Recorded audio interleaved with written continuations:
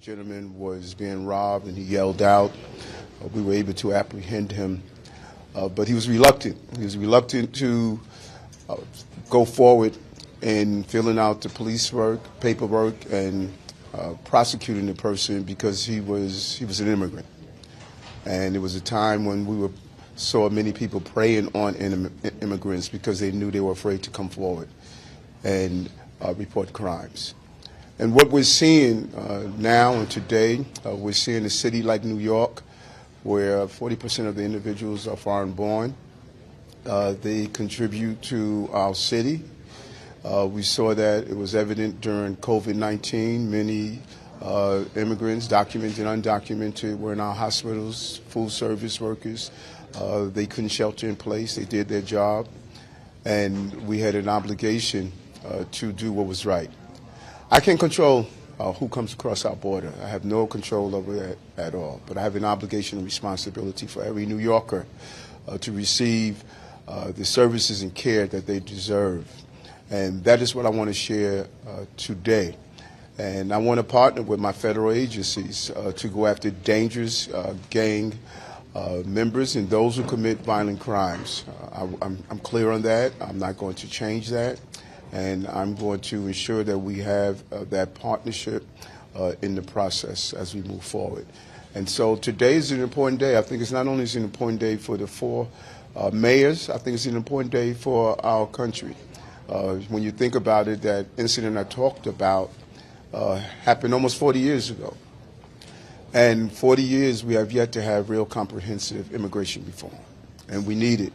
And I'm hoping we could add to the conversation today. And, you know, there are those that are going to try to attempt to state the life that I've lived is based on a new administration. It is not. You know me. I'm the same mayor. Three things stay on my mind all the time: public safety, public safety, public safety. We have to have a safe city. I'll take a few questions, but I have to get inside because I have to get mentally ready. Wait, I'm going to call the questions. I'm going to call the questions. Hold on. Let me finish my sentence. I hope they don't cut me off when I do my presentation. Also, I got to get inside because I got to get ready. And so we're going to do one or two questions, and then I think our testimony will speak for itself. Okay? Marshall, sir. Mr. Mayor, I wonder if you feel that this hearing is going to put pressure on you to change the city sanctuary laws, because clearly this is a group that doesn't want sanctuary city laws to be in effect. I think the goal is to ensure that we understand the three levels of government, the executive, the judicial, and the legislative. I don't make laws. Our lawmakers make laws.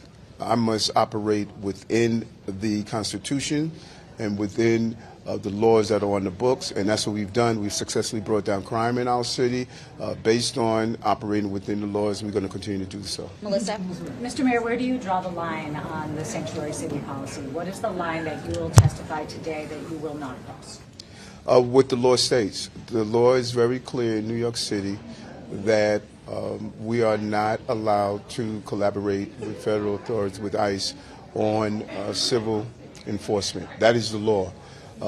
But I also want to share with the congressional leadership here how we collaborate every day with our federal partners at going after those who are dangerous in our city. And that is who I've always been, and we're going to continue to do that no matter who are the heads of these various agencies, and I look forward to doing that. That's all the time we have. President Trump while you're in town? Will you be meeting with Trump while you're here? Thank you, guys.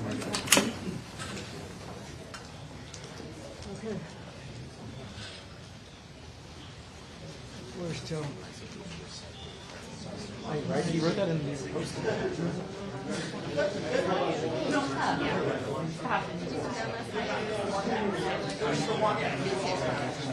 My colleague, someone from behind the scenes is going to be in there. What's up, Joe? What's up, Keith? That was me yelling to you guys. I know. Last night my brother was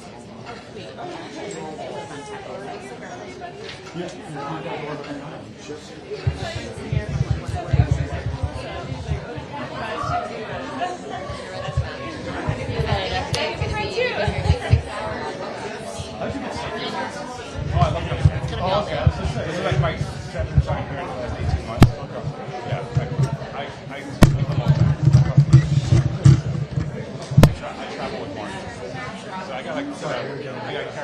goes on the road, I go with Mark. So I know like the lay of the land, so I know like how long it takes to get here, how long it takes to get security. The tunnels under here are a maze. I don't know how often you come here. Well, I do. The thing is, I do both of them. I don't have to like years. I just go grab it quickly. You need a card. You don't have a card. Yeah. You need a card. All the buildings are there. So if you check it on your app, you go from one building to another. Canada. That's the Canada building.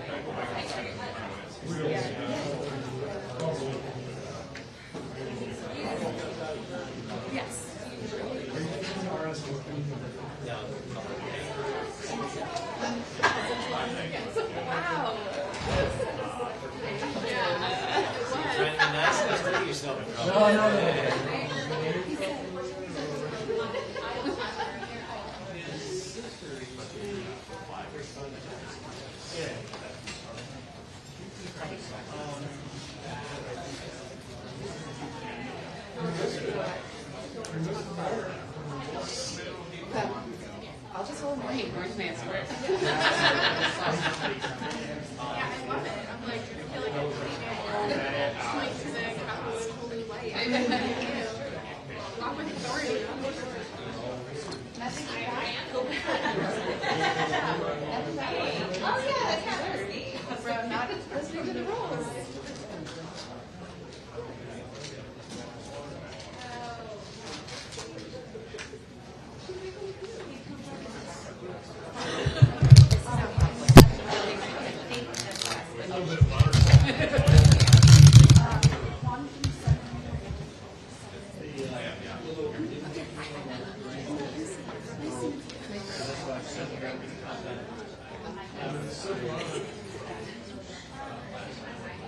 Like New York City. Hi, Marsha.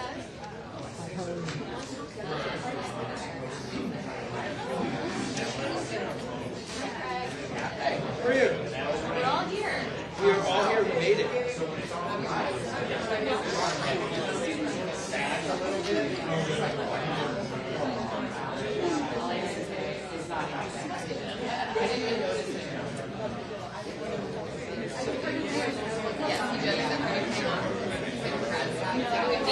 Yes.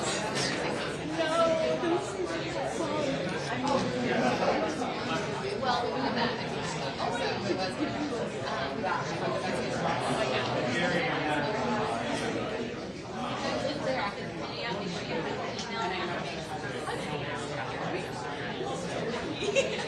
email confirmation of the committee.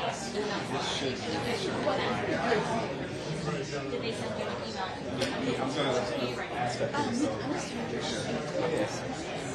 I'll check.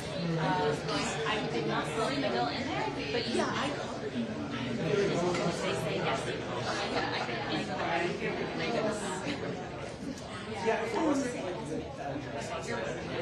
But it was like last minute to go to the theater. I was like, hi, you forgot to take it out to 3 in the morning. And just like ask him some. Long time no see. I know. What time did you get out of here last night? For 1. Walked in. Right when you looked at it, and then I got You're in the right place. A couple of days on the stage, you're live. Check out my Let's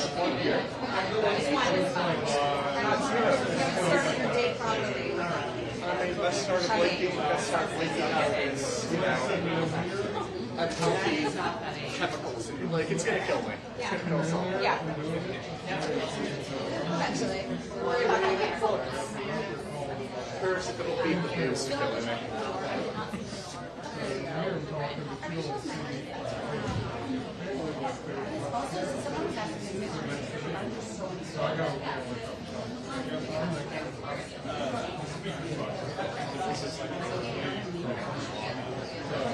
Yeah, yeah, so they set this up.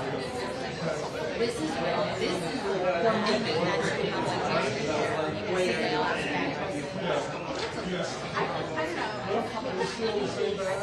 I don't know. They're moving to public park.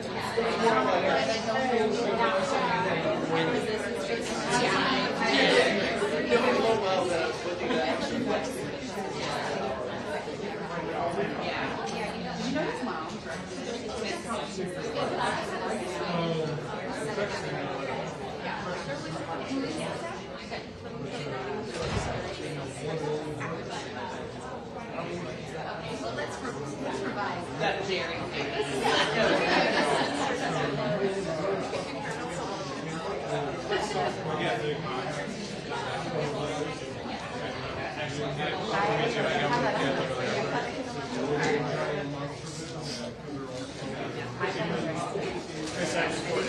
Okay, it's okay. Thanks.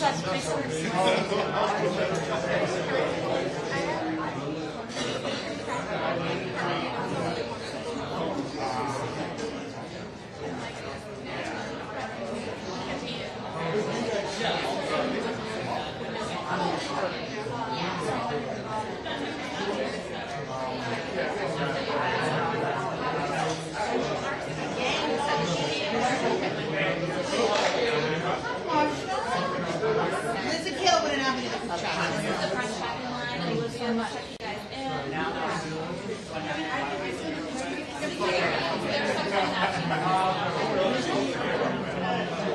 I was trying to get it. It was the cop. I said that. You know, everyone's like, South Florida, South Florida. Go down there. Shoot down there. Yeah, that's okay.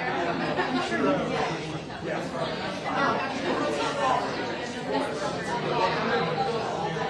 Yeah, did you send it? Thank you. This is my deal. Are you here?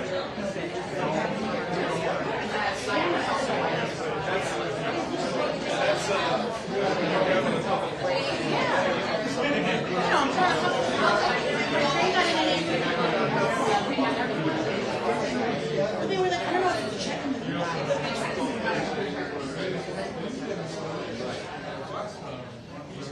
It may be that we just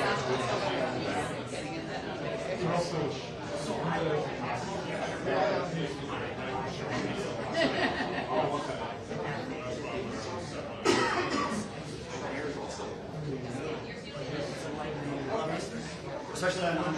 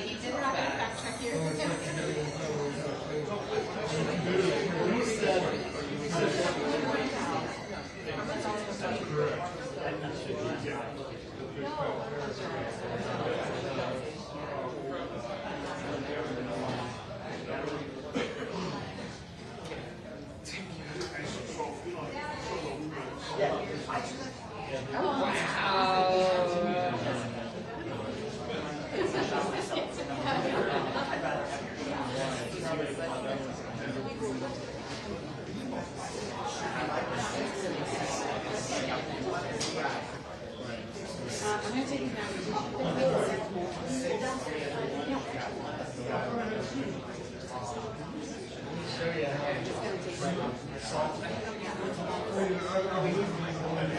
guys should go through it, guys.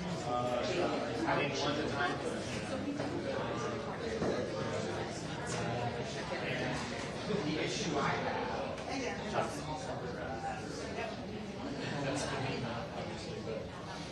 So, one is the real estate.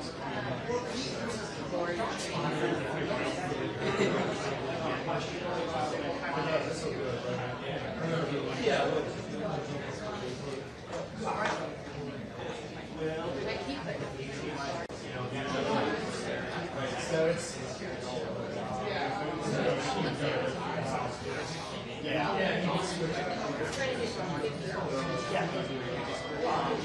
I mean, so Somebody is smiling.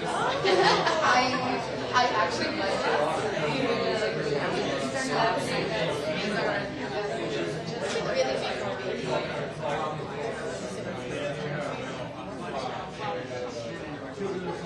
yeah, as I was making this now I'm in it. Now I'm in it.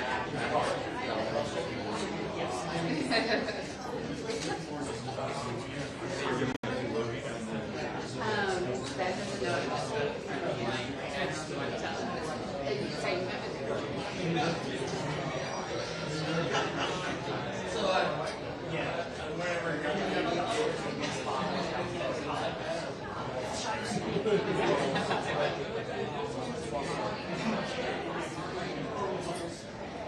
I mean, you might want to, I don't know if there's more than these each. So if you want to go through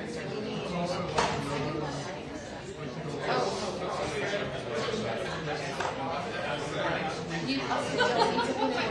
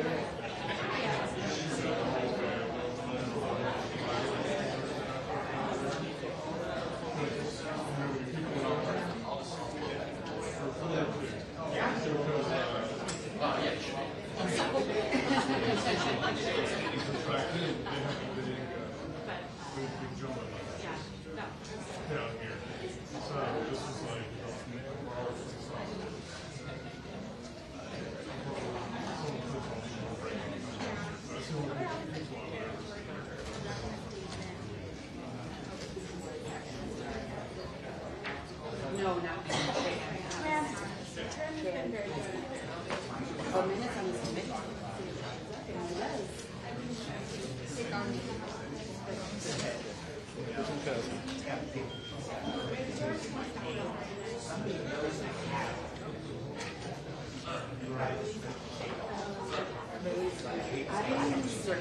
I love our relationship.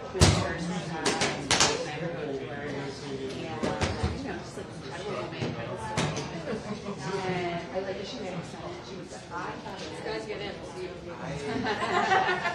I thought it was like just one song. She's obviously not going to be able to make the point. And she had to. Great, love this one.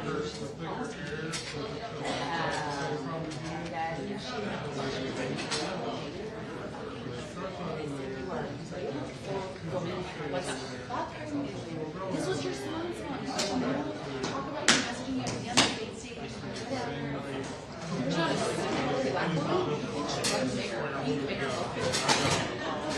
You did a terrible job. What were you doing? Yeah, I feel like I was described from the first time in 25 years. I was like, I'm like, I'm gonna make it. We just went out and tried it. Like, what are you?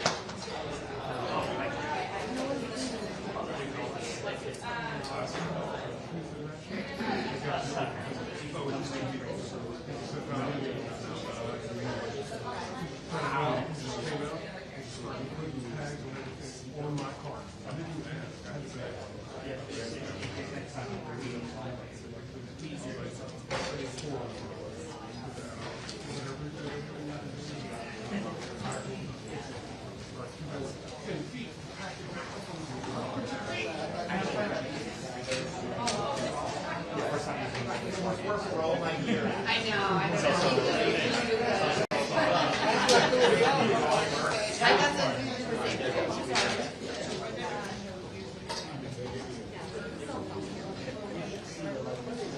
I just pulled it.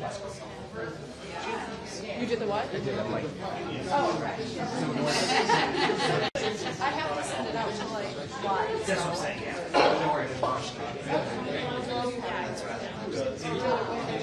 Yeah, that's it.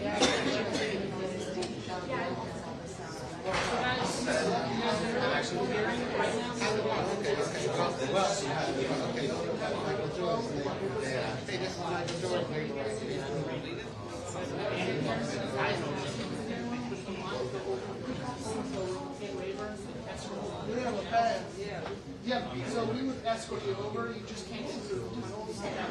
First, you were able to do that. Exactly. So I can't do it. If you want to have a seat in the car and start the video. You want to sit around?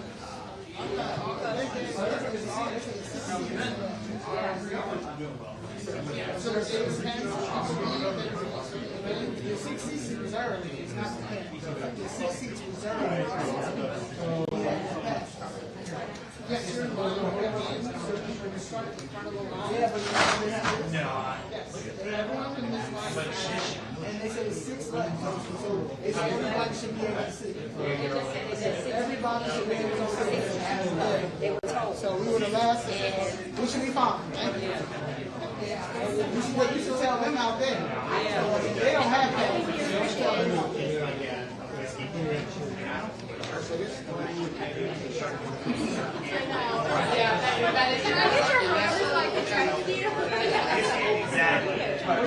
Were you able just to go up there and get your ass?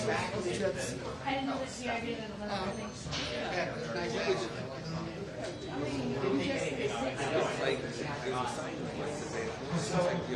I'm on my way. Yeah, they said it just started.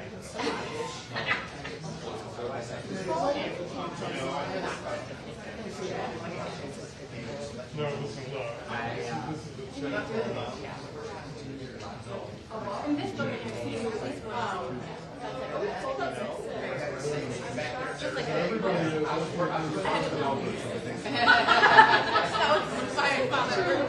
Right when he said I was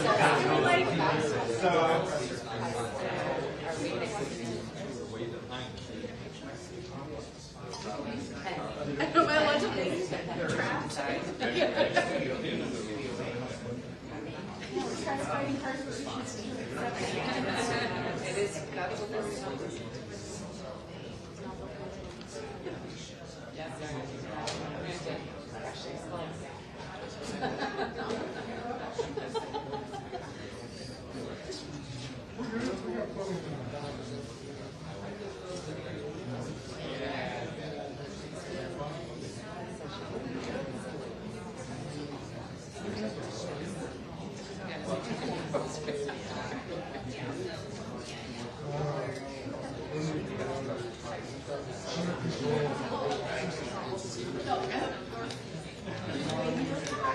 Well, I mean, this doesn't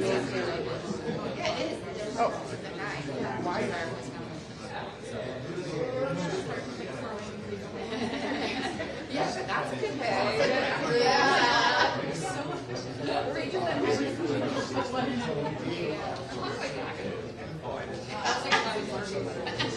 you were like, I'm going for it all the way now.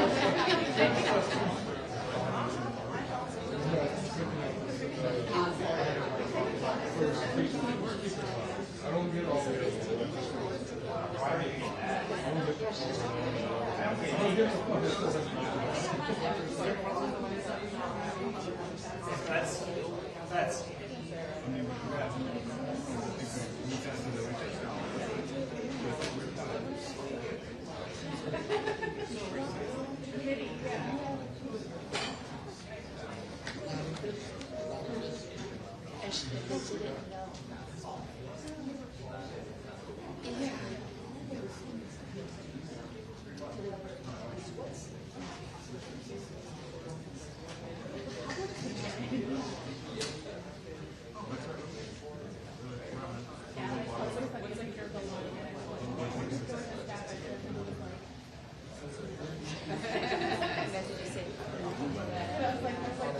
yeah, yeah.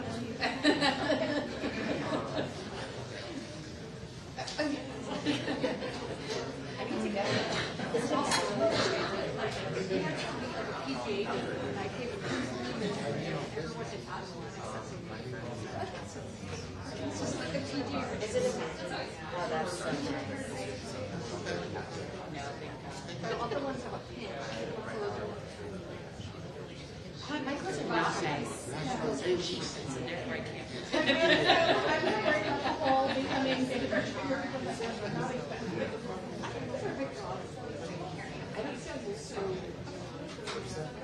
It is. But I like, you know, maybe that's why no, it's why I don't like it. Oh,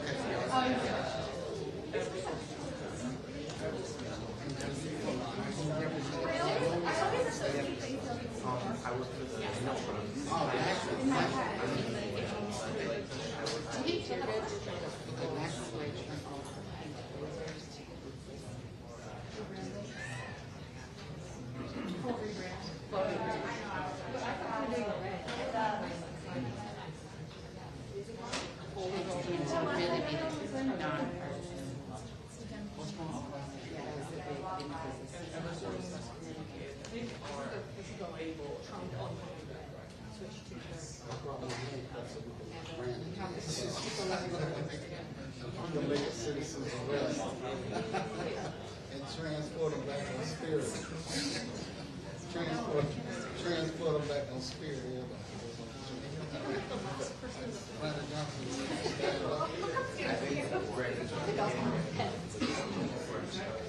Right. Yeah, exactly.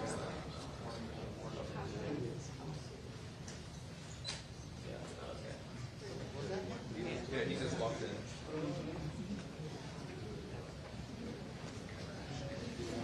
Always been like Randy Johnson. Y'all didn't know that. We know lock him up, right?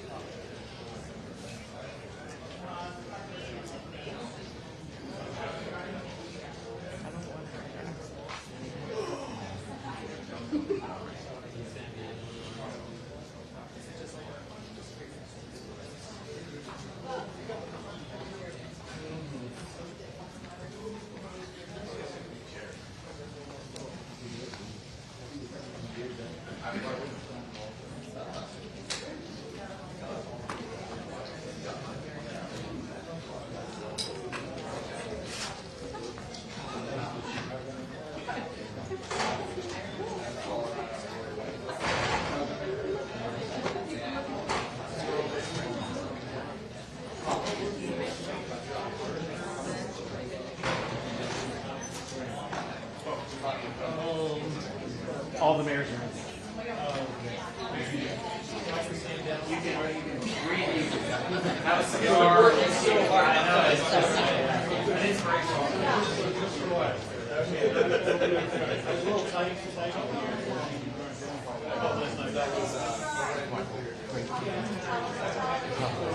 Because one's name is Johnson, one's Johnson. So Yeah, so it's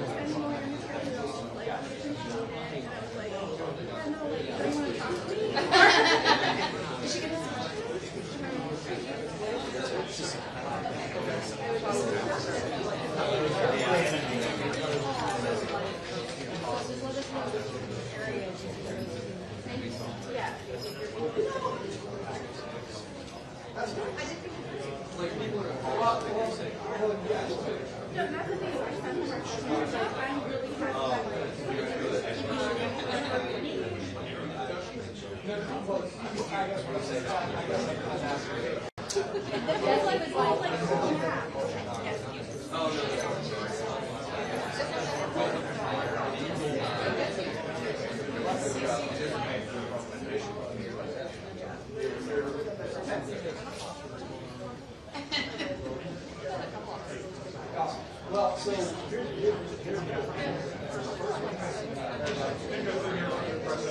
That's where all this slide. So easy to go up the wall. Definitely go do that several years. So That's not been my tactic. I need to learn more from you. I am just really good. Oh, I learned you guys. yeah.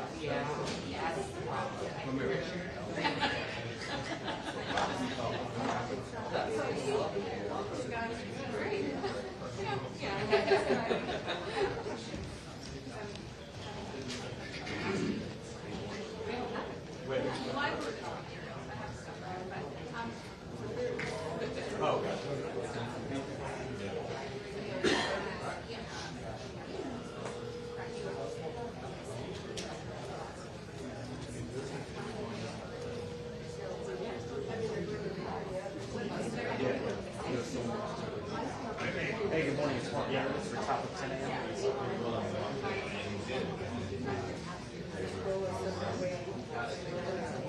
Yeah, I don't.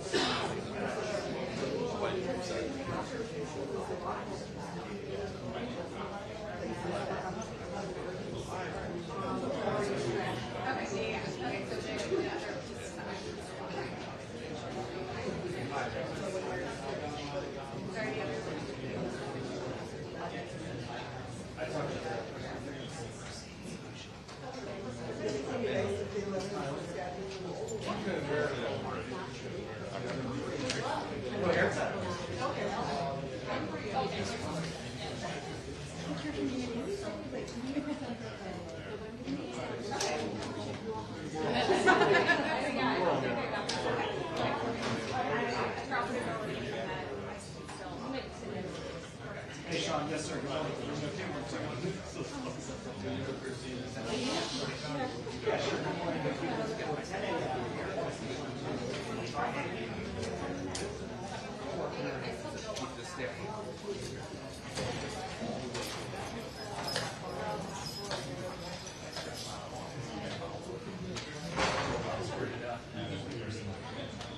Sorry, Robert Spencer's fault.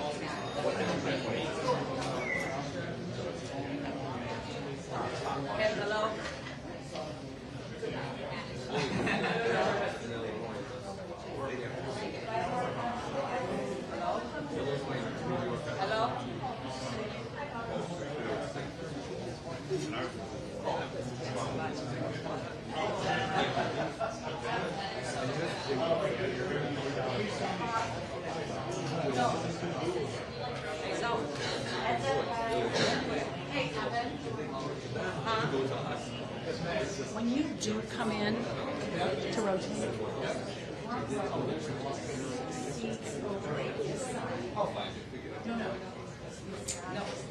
Hey, Krista. The Boston Bears just went in, and she's carrying.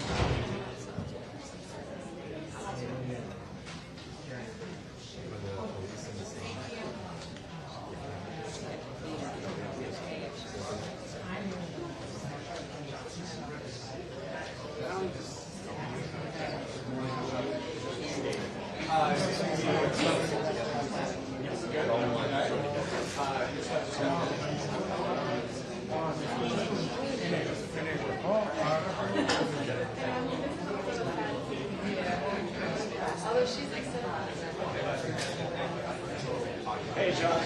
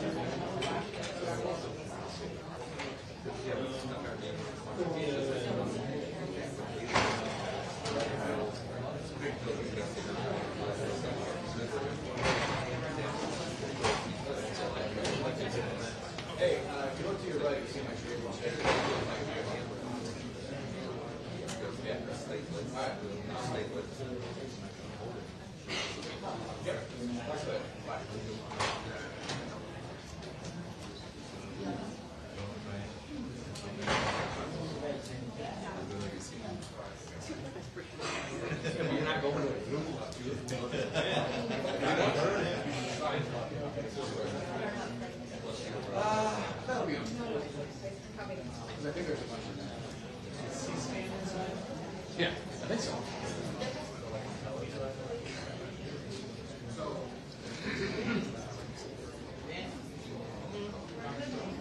Huh? She said she was in church.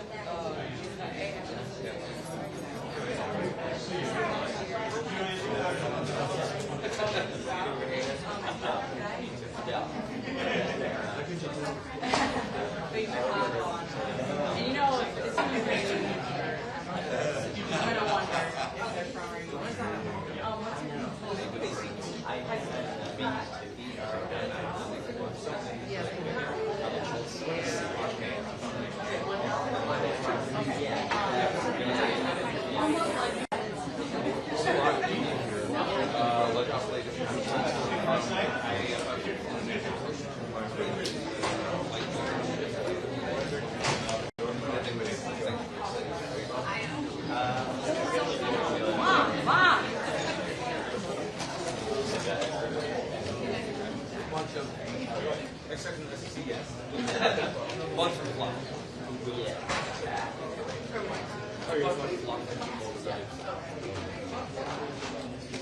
Sure.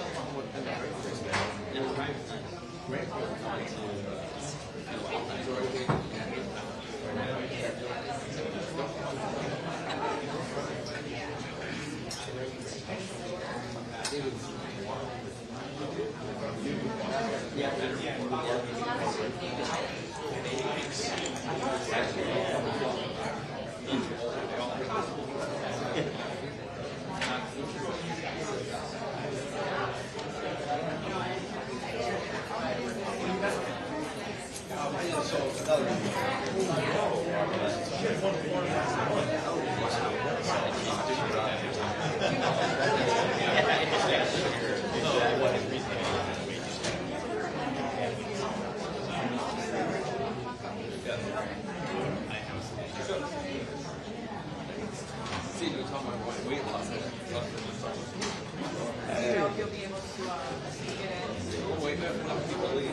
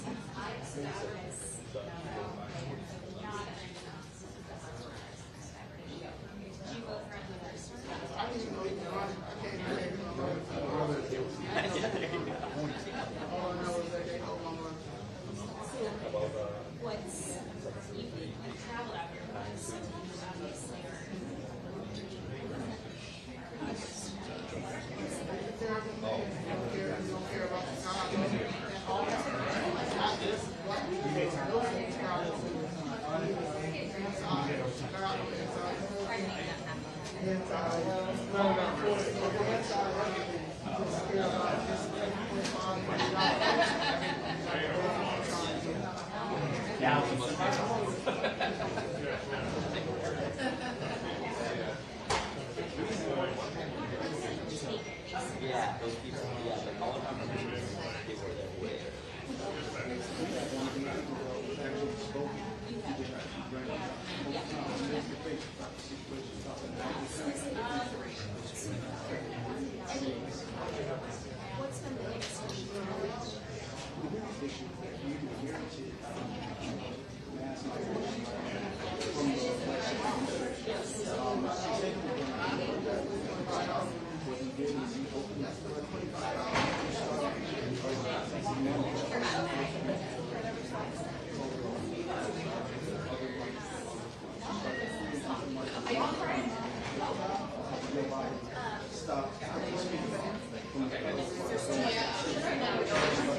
I just tried it.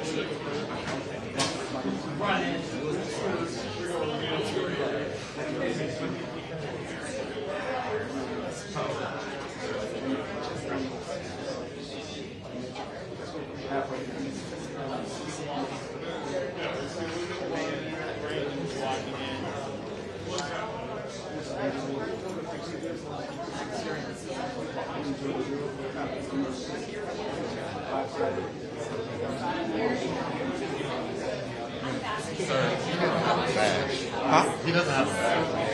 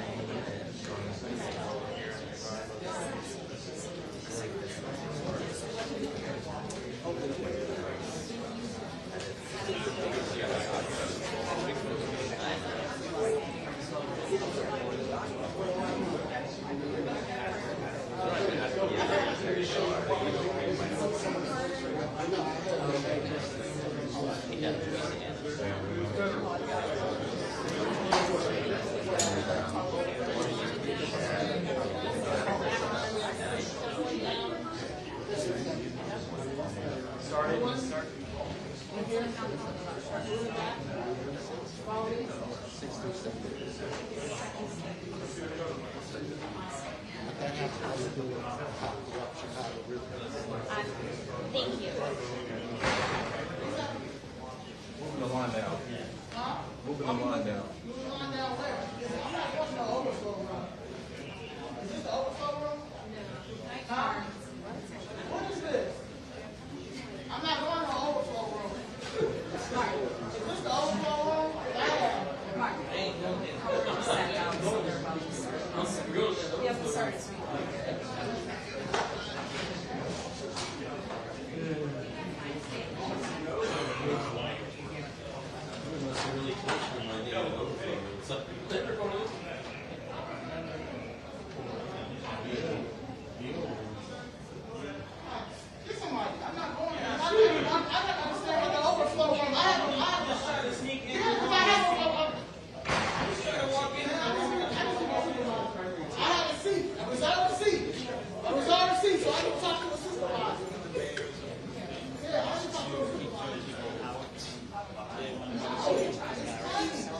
This lady was, and she was in line earlier with me, so it seems like this room is beginning to pack.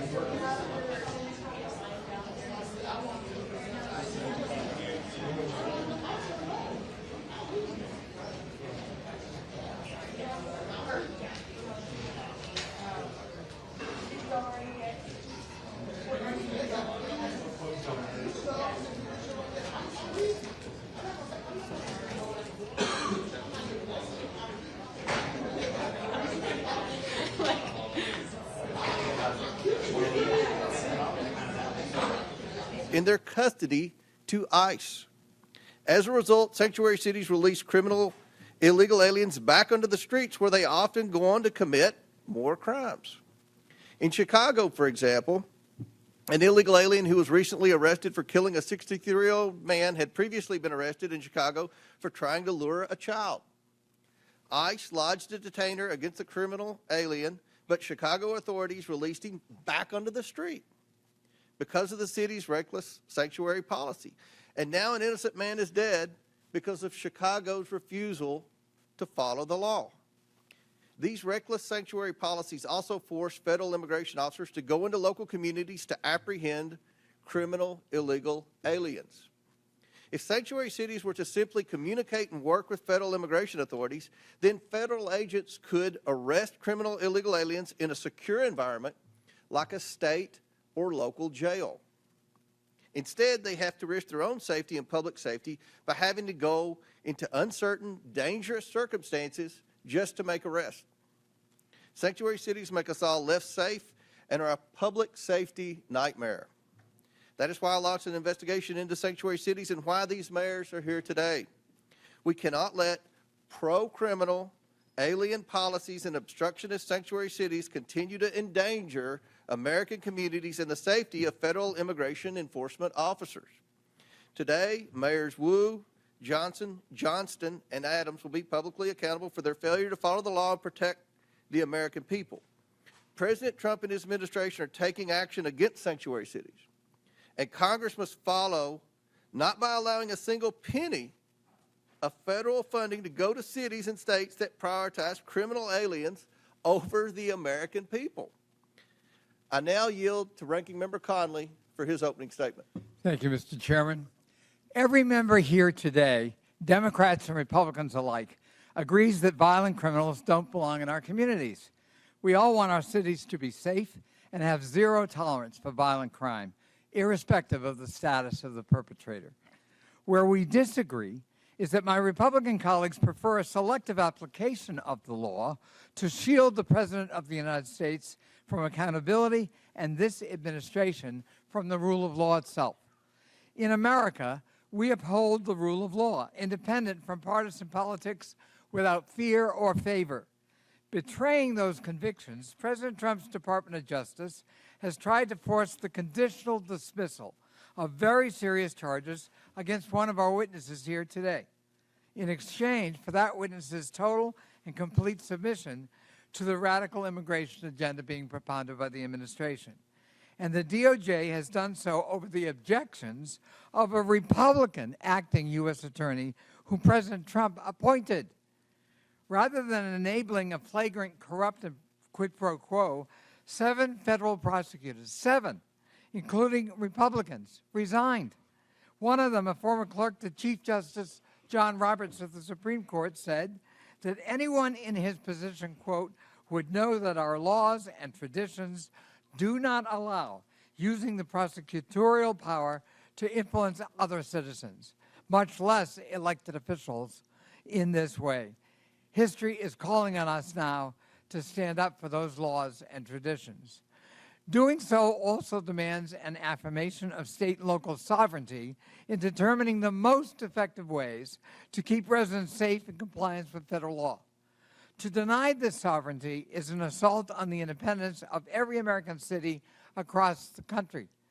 Today, Republicans have hauled before us the mayors of 4 major American cities to frame them as lawless because those cities have some limits on how intrusively and aggressively their own officials can conduct federal immigration operations and responsibilities. Let's be clear. The state and local laws that Republicans have issue with today are in full compliance with federal law.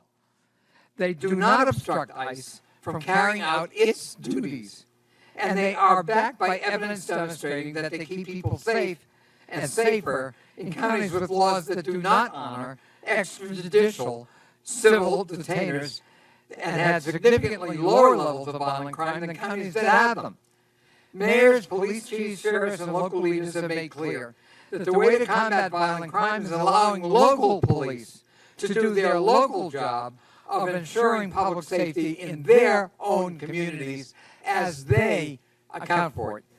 Commandeering them to spend limited time and resources as federal agents is a non-starter and can contribute to crime and non-cooperation in immigrant communities throughout the country. At this year's Conservative Political Action Conference, Border Czar Tom Homan said he is, quote, bringing hell to the city of Boston until it complies with his demands. I don't know what that means. Boston is my hometown, and I'm glad to welcome our mayor, Mayor Wu, and her 1-month-old baby here today. But I don't know that Boston welcomes Mr. Homan or anyone else bringing hell to the city. The Republican crusade against local independence doesn't just undermine public safety in our communities. It is blatantly cruel, and I say inhumane and un-American. Kenya Colindres, her husband Wilson Rogelio Velasquez Cruz, and their 3 children came to the United States in 2022 seeking asylum, a legal category of immigration, after escaping violence in Honduras. Wilson was granted a 5-year work permit, allowing him to work at a tire shop and to provide for his family here in the United States. Kenya said that her husband had never been in trouble and was, quote, a man of God. On January 26, the family of 5 was in church when Wilson was lured out by an ICE agent waiting to arrest him. Despite having valid work permits, the Trump administration refused to hear his appeal and is actively deporting him. Wilson was the sole breadwinner for his family. Now Kenya has to worry about how she's going to pay the bills and take care of her 3 children, on top of the fears that she and her children might be next. Last week in El Monte, California, Sitley, a woman who was battling bone cancer, tearfully watched as her mother, Yolanda, cried inconsolably as she was detained by ICE agents who refused to even present the detention order. Yolanda was Sitley's sole caretaker in her struggle against cancer and has no criminal record. And now Sitley is on her own. ICE is also conducting massive raids in cities and towns that have led to the wrongful detention of U.S. citizens, including Native Americans and military veterans. One school district sent a letter to parents warning that ICE may board school buses and demand documents from children. Children are going to be afraid to go to school. One reportedly wrote a goodbye note to friends saying, quote, "If ICE takes me, don't forget about me. If ICE takes me, don't forget about me," from a child. Is that the country we want? America needs immigration policies that keep everyone safe and make the country stronger and allow us to grow and fill in the skill sets we don't have. If President Trump was serious about delivering those solutions, he would not be attacking the Constitution's guarantee of citizenship to children born in the United States.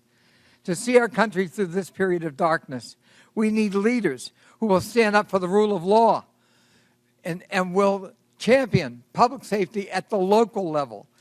And American families, whether they're immigrant families or native-born families, deserve due process, deserve respect, and deserve that statue of liberty that welcomes all comers. I yield back. Ranking member yields back. I request unanimous consent that Representatives LaHood of Illinois, LaLota of New York, Crank of Colorado, Malatakis of New York, Hurd of Colorado, Evans of Colorado, Van Dyne of Texas, Ocasio-Cortez of New York, Gillen of New York, and Davis of Illinois be waived onto today's hearing for the purpose of asking questions. Without objection, so ordered. And now, before we introduce the witnesses, I recognize Mr. Higgins from Louisiana for 20 seconds. Thank you, Mr. Chairman, and I thank the ranking member as well. Just to briefly, respectfully recognize the presence of the family of Wesley Haynes, a constituent. I'll speak to his case in my time, Mr. Chairman, but his parents, Patrick and Kathy, his wife, Olivia, his little brother, Brady, are present today, and they have a hard exit soon. Their 4-month-old daughter, Anne Marie, is waiting at home for Olivia to care for. And I just respectfully acknowledge their presence, Mr. Chairman and Mr. Ranking Member. We will discuss the details of their case. They tragically lost Wesley Haynes last year. Thank you, Mr. Chairman, for allowing me to recognize this beautiful American family. Thank you, Mr. Higgins. I'm very pleased today to welcome our outstanding witness panel, the mayors of 4 major American cities. First, we have Mayor Eric Adams, who's a outstanding mayor of New York City. He was sworn into office on January 1st, 2022. We have Mayor Mike Johnson, who's the mayor of the city and county of Denver. He was sworn into office on July 17th, 2023. I now recognize Representative Krista Morte from Illinois for 1 minute to introduce our next witness. Mr. Chair, I'm pleased to introduce Brandon Johnson, mayor of the greatest city in the world, namely Chicago, a city that was built by generations of immigrants, people like my parents and myself. Mayor Johnson was raised in Elgin, Illinois, which I'm proud to represent in Congress. The mayor was one of 10 children born to Andrew and Wilma Jean Johnson. His parents inspired him to become a teacher in the Chicago Public Schools and then later to run for office.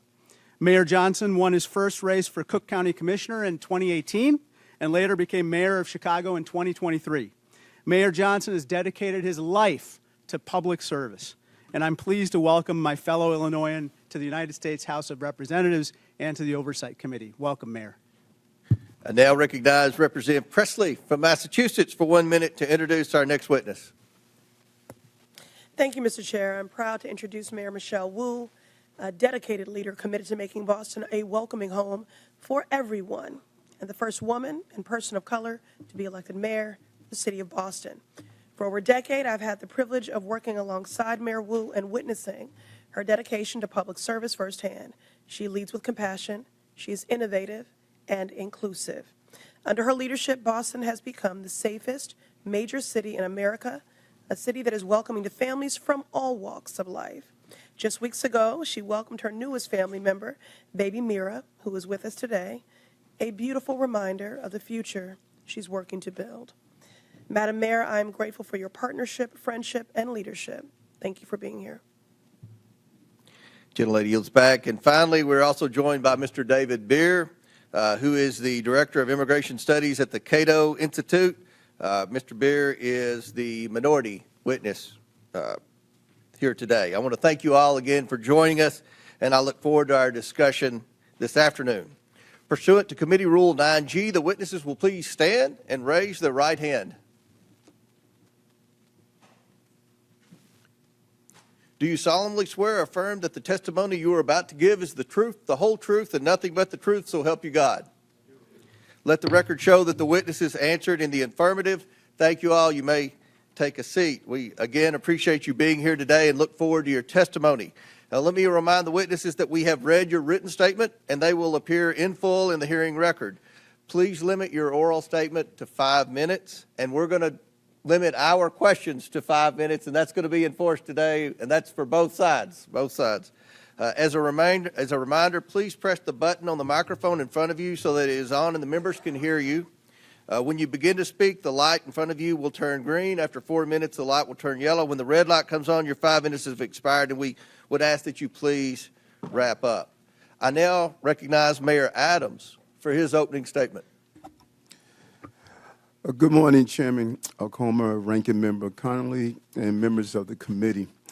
As mayor of New York City and a former police officer for 22 years, keeping New Yorkers safe is my top priority, and it has been our administration's North Star. When I entered this role, my job was to help our city recover from the negative effects of COVID. Most importantly, to bring down crime. As a result, overall crime was down across New York City last year, and we have now had 3 straight months of double-digit declines in major crimes. I'm here today to testify on how New York City can continue to reduce crime, even as a sanctuary city. To be clear, a sanctuary city classification does not mean our city will ever be a safe haven for violent criminals. It also does not give New York City the authority to violate federal immigration laws. To the contrary, New York City will always comply with city, state, and federal laws as it does now. Law-abiding immigrants in New York have an important role. Immigrant New Yorkers, including those who are undocumented, pay billions of dollars in taxes and contribute billions more in spending power to our economy. Immigrants also play a vital role in the functioning of the city. This was on full display during the COVID-19 pandemic. The various immigrant residents of our city worked to keep the city moving, while many other New Yorkers were able to shelter in place and work remotely. Hospitals, the food industry, and many other businesses were able to function because of the commitment of our immigrant population. As mayor, I do not control who enters or remains in our country, but I do have to manage the population that is within our city. In order to carry out this function without having long-term negative ramification, I must create an atmosphere that allows every law-abiding resident, documented or not, to access vital services without fear of being turned over to federal authorities. I cannot have a city where parents are afraid to send their children to school or where children are sleeping on the streets, creating the potential for child exploitation and sex trafficking. If an undocumented person refuses to seek medical care until they have a medical emergency, our city's healthcare system will be strained. And if an undocumented individual witnesses a crime but is afraid to call 911 for fear of being turned over to federal authorities, criminals will roam free. And it reminds me of my early days as a police officer. I have seen firsthand the damage that can be done when someone is too afraid to seek out the police. Early in my career, I responded to a man who was calling out for help. We caught the suspect, but when it came to filling out the police report, the individual, an undocumented man from China, said he did not want to file a report and put a target on his back with federal immigration authorities. Approximately 4 decades later, our country still is in desperate need of comprehensive immigration reform. And as a result, New York City was hit with the largest humanitarian crisis in our city's history over the last 3 years. Federal law did not allow me to stop buses from entering New York City. State law required me to provide all in our city with housing and meals and to educate children. City law makes it unlawful to collaborate with ICE for civil enforcement. We complied with all of these legal requirements and still manage the humanitarian crisis with the care and compassion, while at the same time bringing down crime, recovering our economy, and preventing any child from being forced to sleep on the streets. Comprehensive immigration reform is long overdue. While the solution is not within my control as a mayor, I am committed to working with federal officials to go after violent gangs and those who harm residents of our city. This is why we have over 330 NYPD officers assigned to different federal joint task forces, over 70 of which are assigned to task forces with Homeland Security investigation, the criminal investigation arm of ICE. Those task forces focus on many different important priorities, including going after violent gangs and child exploitation. I look forward to sharing New York City collaborations that we do daily with our city, state, and federal partners to keep New York City to continue to be the safest big city in America. Thank you. Thank you. I now recognize Denver Mayor Johnston for his opening statement. Good morning, Mr. Chairman, and thank you for inviting me to testify today. This committee convened this hearing on the critical topic of immigration. I want to tell you Denver's story. When I became mayor 20 months ago, Denver was already receiving buses of immigrants with little to no notice or coordination. At one point, we were receiving 10 to 11 buses a day, dropping off as many as 300 people, mostly women and children, in 10-degree weather with only sandals and a T-shirt, leaving them in danger of freezing to death on our streets. All told, 42,000 people arrived in Denver over 18 months, the largest per capita influx of any city in America. We are each entitled to our own opinion about what should happen at the border, but that was not the question facing Denver. The question Denver faced was, what will you do with a mom and 2 kids dropped on the streets of our city with no warm clothes, no food, and no place to stay? As mayor, I have to protect the health and safety of everyone in our city. As a man of faith, I have a moral obligation to care for those in need. As Scripture says, for I was hungry, and you gave me something to eat. I was thirsty, you gave me something to drink. I was a stranger, and you invited me in. So that's what we did. In Denver, we believe our problems are solvable, and we are the ones to solve them. So we went to work. When we started, we had the largest encampment in Denver history, with more than 200 migrant families living in freezing temperatures. So we opened 8 different city shelters housing 5,000 people. City employees volunteered to take extra shifts, and Denver residents stepped up, making meals, donating clothes, furniture, school supplies. Some even welcomed families into their own homes. We helped 8,700 eligible individuals apply for work authorization so they could put food on their own table, pay their own rent, and reduce the strain on public resources. As a result, a year later, there is not a single migrant encampment left in the city. We have closed all of our shelters. We have connected people to jobs and housing, and the city's immigrant support budget has dropped by nearly 90%. And in the midst of this, migrants did not bring a wave of crime to Denver. In fact, crime went down. Homicides dropped 17%, shooting victims dropped 24%, auto theft down 29%. America is not just a place, it's a belief. Some people are born into it. Some fight their whole life to get to it. It's a belief that all are created equal. It's a belief that it doesn't matter where you came from if you're willing to fight hard enough. Julian Becerra's parents believed that. So they brought him to this country from Mexico when he was 10. They taught him respect, and they taught him to love and serve his community. As an adult, he decided the most honorable way to serve his community was in uniform. So he enlisted in the Air Force. Then he served as a sheriff, then finally as a police officer, where he served with distinction until one day he was pursuing a criminal on a dangerous bridge and fell to his death. In the midst of the immigration crisis, I attended the Fallen Officers Memorial as I watched officers hand Officer Becerra's 10-year-old daughter a folded American flag. I watched her cry as she wrapped her little arms around that flag and holded it tight the way she wished she could hold her dad, but never will again. For the rest of her life, she will cherish that flag, that American flag, because it is the country that her dad loved It is the country he chose. It is the country he served. It is the country he gave his life for. So if we want to tell the story of what impact immigrants have in America, we must tell the full story. That story must acknowledge that this country is lucky to have people like Julian Becerra, who love this country enough to risk their lives to keep us safe, to keep all of us safe. When buses started showing up filled with migrants, some in my city were afraid, just like I'm sure some of your constituents are afraid. They were afraid about crime and homelessness and worried about what these new people might take away from them. I understand that fear. And the truth is, people who are new to this country do good and bad just like all of us. But there's another truth. When those buses kept on coming, Denver made a choice as a city, not to hate each other, but to help each other. Not to turn on each other, but to turn to each other. And see if together we could solve a problem that felt bigger than any one of us. And that's what we did. It wasn't perfect, and it required sacrifice from all of us. But in the end, Denver came out stronger and closer than we were before. Because Americans expect us to do more than point fingers.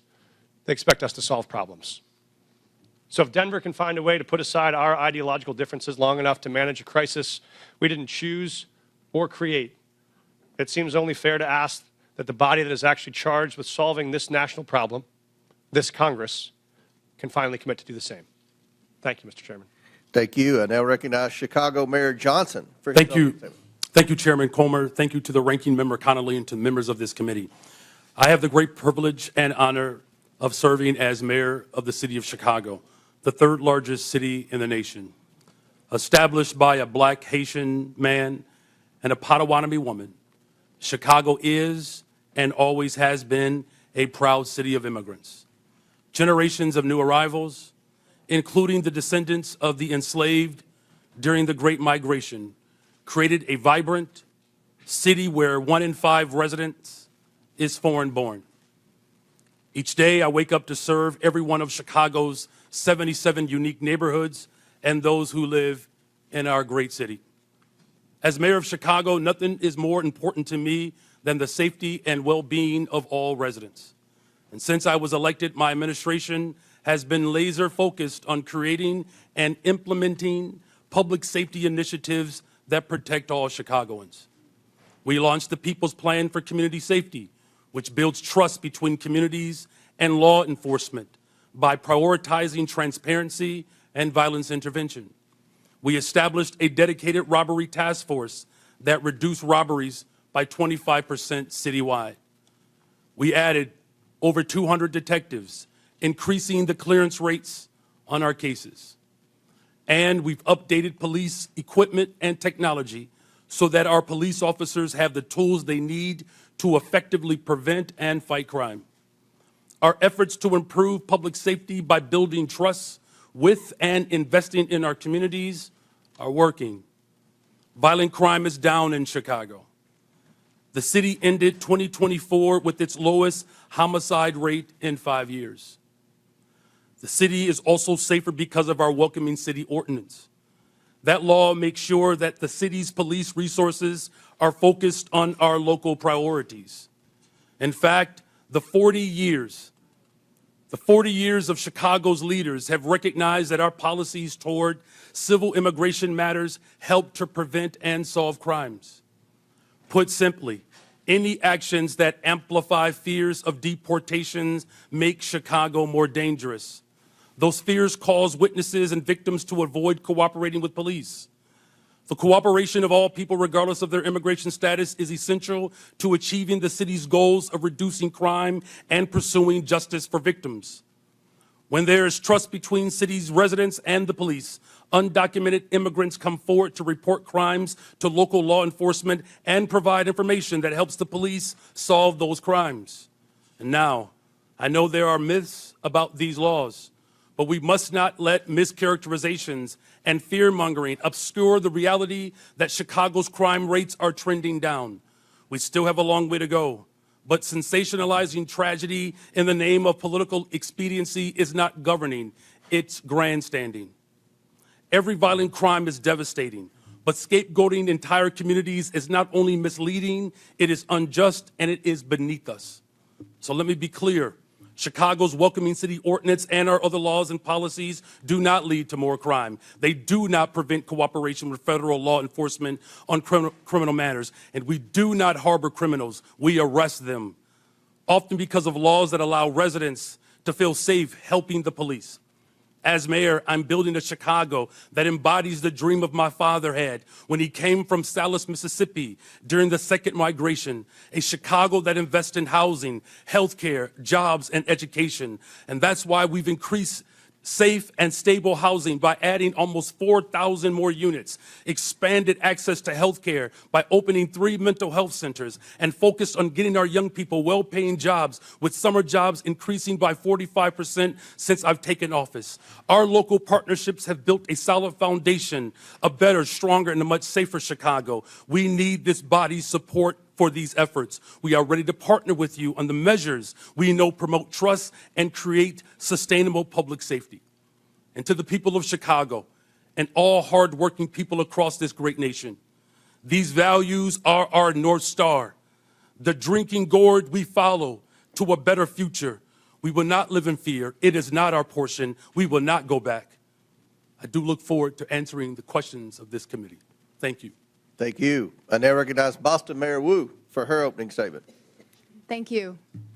Chairman Comer, Ranking Member Connolly, and members of the committee, my name is Michelle Wu. I am the daughter of immigrants, and since November of 2021, I have had the honor of serving as mayor of Boston.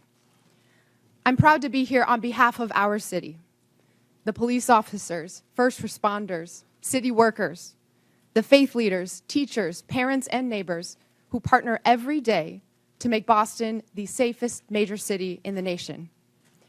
And I'm proud every day to work alongside the greatest police commissioner in the nation, Commissioner Michael Cox. Every year since I took office, we've set a new record low for gun violence in Boston. Last year, Boston saw the fewest homicides on record in the last 70 years. Those are the facts. And behind these record lows are historic highs. The most ever young people working paid summer jobs, the most pre-K seats at no cost to families, the most affordable housing built in a generation. We have invested in the kinds of opportunities that cultivate prosperity and eradicate crime. And the laws on our books promote the kind of community trust that keeps all of us safe. In Boston, our police department resources and taxpayer dollars go towards preventing and solving crimes. And when it comes to criminal matters, the Boston Police partner every day with state and federal law enforcement. But Massachusetts state law and the Boston Trust Act make clear that immigration is federal law enforcement's responsibility. We are the safest major city in the country because our gun laws are the strongest in the nation, because our officers have built relationships over decades, and because all of our residents can trust that when they call 911 in the event of an emergency or to report a crime, help will come. This federal administration's approach is undermining that trust. In the past month, I've met with residents and faith leaders in community centers and places of worship, asking my constituents what they want Congress to know. And what I heard over and over again was fear and frustration. I spoke with pastors whose pews are half empty on Sundays, doctors whose patients are missing appointments, teachers whose students aren't coming to class, neighbors afraid to report crimes in their communities, and victims of violence who won't call the police. This federal administration is making hardworking, tax-paying, God-fearing residents afraid to live their lives. A city that's scared is not a city that's safe. A land ruled by fear is not the land of the free. Next month, Boston will celebrate 250 years of our nation's freedom. And in every one of those years, Boston has welcomed the world to our shores. From the English immigrants fleeing religious persecution, to the Irish forced out by famine, to the families from Haiti, the Dominican Republic, Cabo Verde, Vietnam, and so many more who call Boston home today. We are the safest major city in the nation. We are home to the greatest healthcare, the greatest colleges and universities, the most advanced innovators, and the 2024 world champion Boston Celtics. We are the cradle of democracy and the city of champions. We are all of these things not in spite of our immigrants, but because of them. 1 in 7 signers of the Declaration of Independence were immigrants. On the last 4 Red Sox rosters to win a World Series, 1 in 5 were immigrants. Of all the faculty at Boston University to have earned a Nobel Prize, all but 1 were immigrants. Today, 1 in 4 Boston residents were born somewhere else. Most have jobs, many have kids. All of them chose this country as their home because, like my mom and dad, they believe that here, where you've been doesn't limit where you're going. The strength of your character has nothing to do with the color of your passport. And how hard you work matters more than where you were born. That wherever you're from, if you pitch in, look out for your neighbors, and cheer for the home team, you can build a better future here for the people you love. So to every one of my neighbors back in Boston, know this: you belong here. This is your home. Boston es tu hogar. Boston, 是la calle. 这是你的家. This is our city. We are the safest major city in the nation because we are safe for everyone. Thank you. Thank you. I now recognize Mr. Beer for his opening statement. Chairman Comer, Ranking Member Connolly, and distinguished members of the committee, thank you for the opportunity to testify. The Cato Institute's half-century of independent research demonstrates that people of all races, religions, and birthplaces can thrive in a free society. Liberty must be protected, both from over-intrusive government and from private violence. Unfortunately, the President's chaotic, indiscriminate deportation plan does the opposite. It harms public safety, threatens Americans' rights, and undermines the successful integration of America's immigrants into its society and economy. The President's first action was to rescind the requirement that ICE target public safety threats first. He has ordered that millions of vetted immigrants be stripped of lawful status and deported. He is even attempting to deport the U.S.-born children of people without permanent status. This flagrantly unconstitutional act effectively orders a series of crimes, wrongful arrest and imprisonment, civil rights violations, and unlawful deprivation of voting rights. Never before in American history has a president sought the power to strip potentially tens of millions of Americans of their constitutional rights. The president is also explicitly asserting the authority to ignore any law passed by you, Congress, that provides due process for people accused of being in the country illegally. The administration has repeatedly misled you and the public about who it is targeting, stating it would focus on public safety threats, that only the worst of the worst would be sent to Guantanamo Bay, and that every person it had arrested had a criminal record.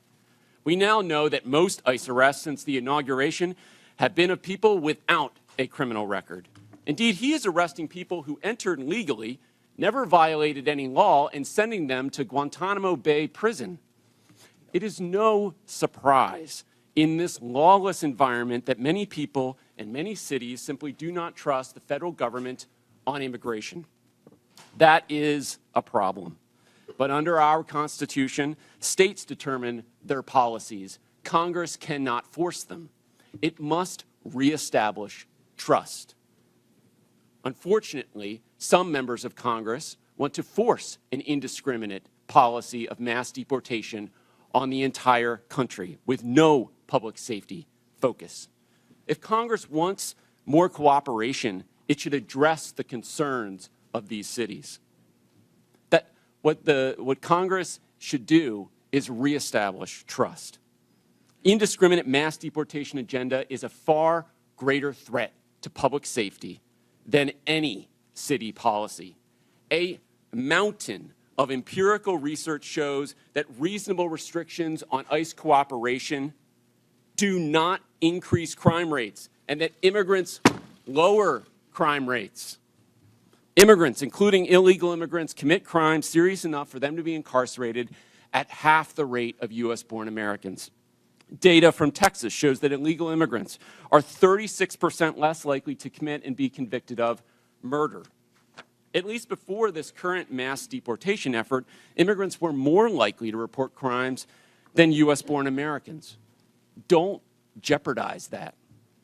Mass deportation is diverting law enforcement resources away from obtaining justice for victims. Indeed, it even targets the victims. Sabotaging local economies and obliterating communities will not restore public safety. It will make us poor while increasing the crime rate and victimization rate for Americans. There is a better approach. We don't need chaos and disorder of illegal immigration or of mass deportation. Why don't people come legally? Because Congress has provided so few options for them to do so, not updating its laws in the last 3.5 decades. Just 3% of those applying for permanent legal status in 2024 received it.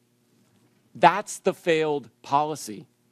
Let peaceful immigrants pay to get vetted, work, and contribute legally, and let law enforcement at all levels focus on keeping Americans safe. Thank you. All right, our witnesses have concluded their opening statements. We're going to begin with questions from members, and I want to remind the members we have 60 members today that are going to ask questions. So I'm going to strictly enforce the 5 minutes. I'll hit the gavel if anyone's still talking, and we'll allow the witnesses to answer the question. But let's please be mindful. We have a lot of questioners today for this very important hearing, and again, we thank the witnesses. I'll recognize myself to begin questions for 5 minutes, and I have limited time, so I want to start with a simple yes or no question, and I'm going to hold you all to that because after the first question, then we'll allow for a little more time. But Mayor Johnston, in 2017, Denver prohibited city officials, including corrections officers, from assisting and cooperating with any investigation, detention, or arrest procedures related to federal immigration laws. The city also stated that federal immigration authorities shall not be granted access or allowed to use the secure areas of any city or county jail. Mayor Johnston, is Denver a sanctuary city? A lot of folks use that term. Yes or no? Sorry, Mr. Chairman. Folks use that term differently. I can tell you what Denver does. We do not. Okay, I take that as a yes. Mayor Johnson, no, yes or no? I take that as a yes. Mayor Johnson, on March 10th, 2023, you posted on X that Chicago must lead and live by the promise to be a sanctuary city. Is Chicago a sanctuary city? A 40-year policy of being a welcoming city. Yes. A 40-year policy of a welcoming city. Mayor Wu, in November 2024, you gave an interview noting that you served on the city council a decade ago when the Boston Trust Act was first passed. You said in that interview that in terms of Boston's policy, there is a prohibition on resources and personnel going to enforce civil immigration detainers, meaning Boston police and other departments cannot cooperate with ICE when it comes to detaining on civil warrants. Mayor, is Boston a sanctuary city? Boston is a safe city. I take that as a yes. And Mayor Adams, on November 12, 2024, you said, quote, okay, last year in a Boston suburb, an illegal alien raped and impregnated his 14-year-old daughter while living in a shelter for illegal aliens. Mayor Wu, under Boston law, would you turn this criminal over to ICE on a detainer? Whenever there's a criminal warrant, Boston police enforce that and hold people accountable. So would you turn that criminal over to ICE? This happened outside the city of Boston, but I can tell you in the city, whenever someone commits a crime, whenever there's a criminal warrant, we hold them accountable. If ICE deems that they are dangerous enough to obtain a criminal warrant, and the Boston police will enforce it. Will you turn that criminal over to ICE? We follow the laws, and we make sure that everyone... In Chicago, an illegal alien who is a suspected member of a violent foreign gang who was brought into custody for his potential involvement in a murder. He was released when Cook County declined to press charges. This illegal alien is also facing charges for kidnapping and sexually assaulting his former girlfriend last year. Now he's on the streets. Mayor Johnson, under Chicago law, would you turn this criminal over to ICE on a detainer? Our local law enforcement works hard every day to get criminals off the streets of Chicago. Would you turn that criminal over to ICE? That's the problem. That's one of the topics of this conversation. That's one of the problems we've heard from Tom Hammond and from the Homeland Security is that in your cities, when someone's apprehended for a crime and ICE is now with this new federal policy wanting to come in and deport the criminal alien, that you will not cooperate with ICE. Will you turn that criminal over to ICE? And we do not harbor criminals.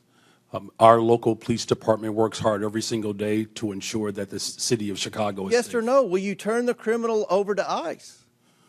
With a criminal warrant from the federal government, our local law enforcement repeatedly collaborates with federal agents.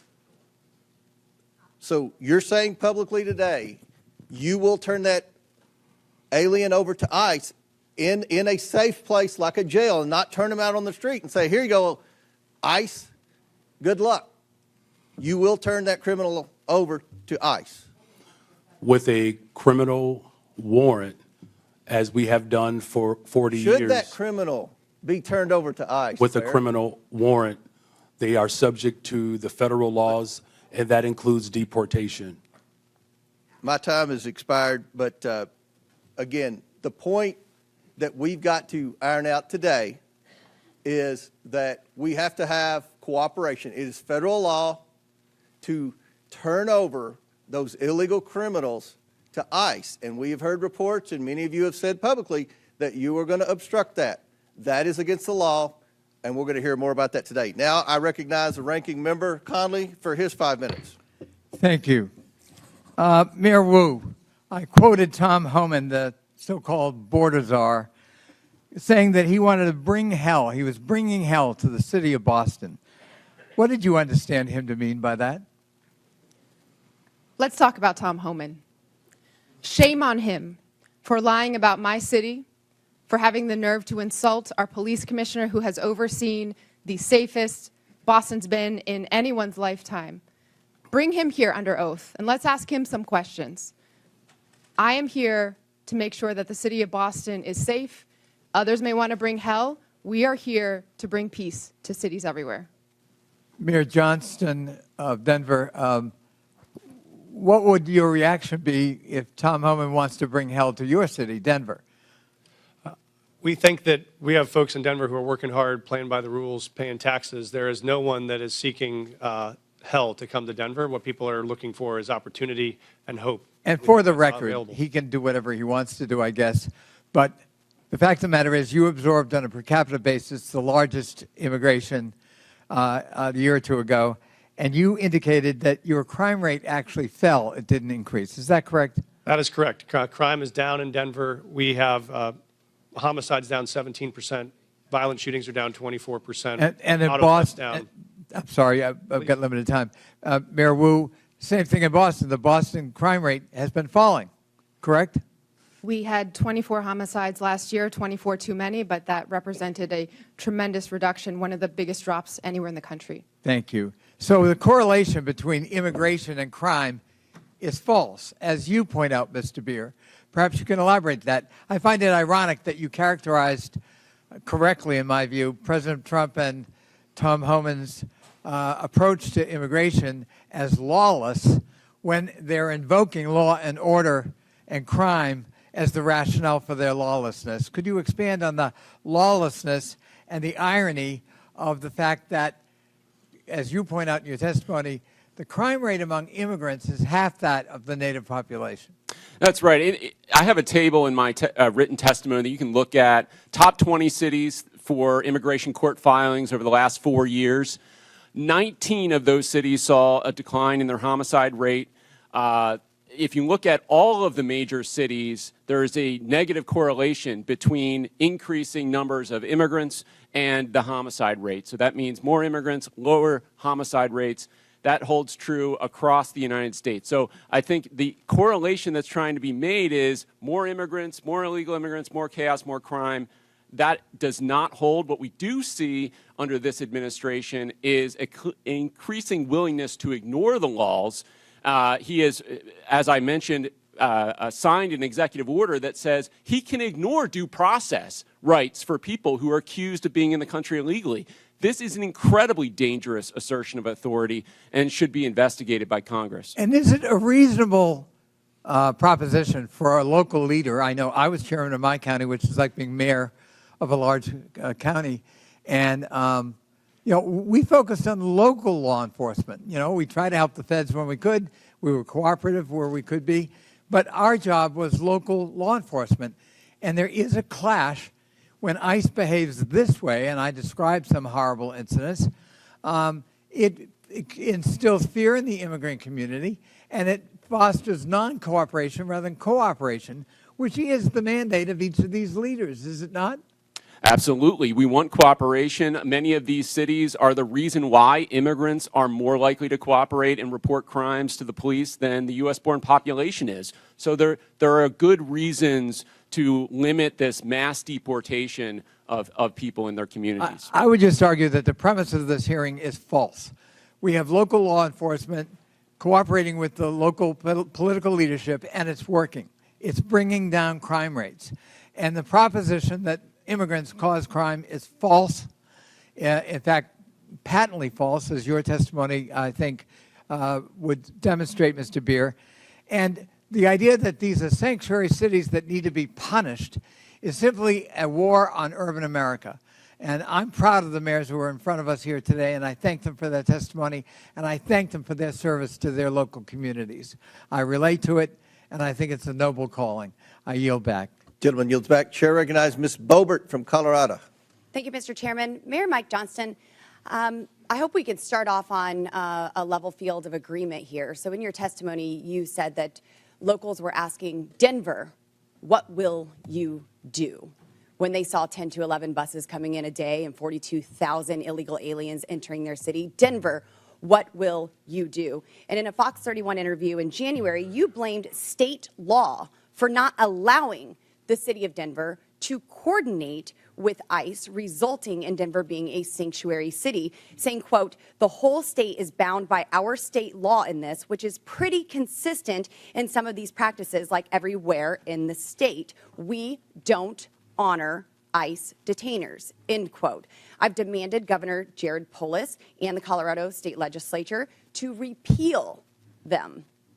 Douglas County has led on a lawsuit to get those laws repealed. So, Mr. Mayor, would you join me today in calling and demanding that these sanctuary policies, these Colorado state laws, be repealed? Thank you, Congresswoman. Yes or no, Mr. Mayor? Pardon? Yes or no? Will you join me? I do not believe the detainer law needs to be changed. So I can tell you what Denver does right now. Okay, so you don't want them to coordinate with ICE, but yet you're blaming the state of Colorado for those policies. It's a statewide law. It's not a Denver law. And you're blaming the state of Colorado for the law, yet you will not call for that law to be repealed. Correct? Yes or no?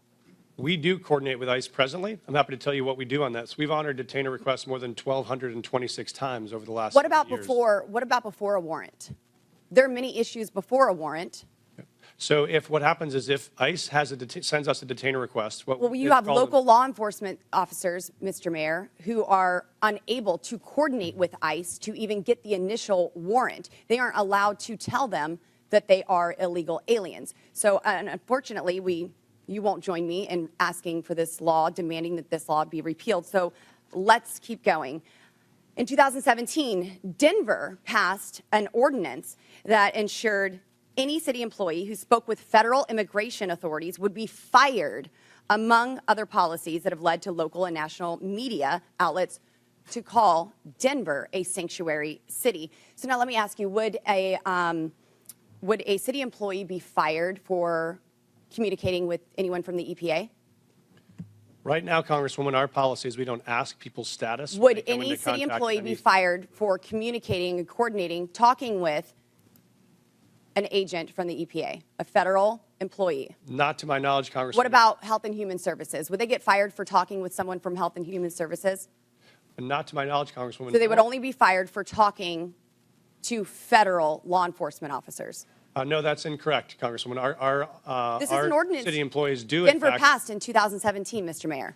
our city employees do, in fact, communicate with ICE. We do coordinate on multiple things with ICE. For instance, if there is a violent criminal warrant in the city, we No, pursue that we're warrant talking together. before the warrants, Mr. Mayor. There are issues happening before warrants are issued, and local law enforcement officers are unable to coordinate because there is no warrant.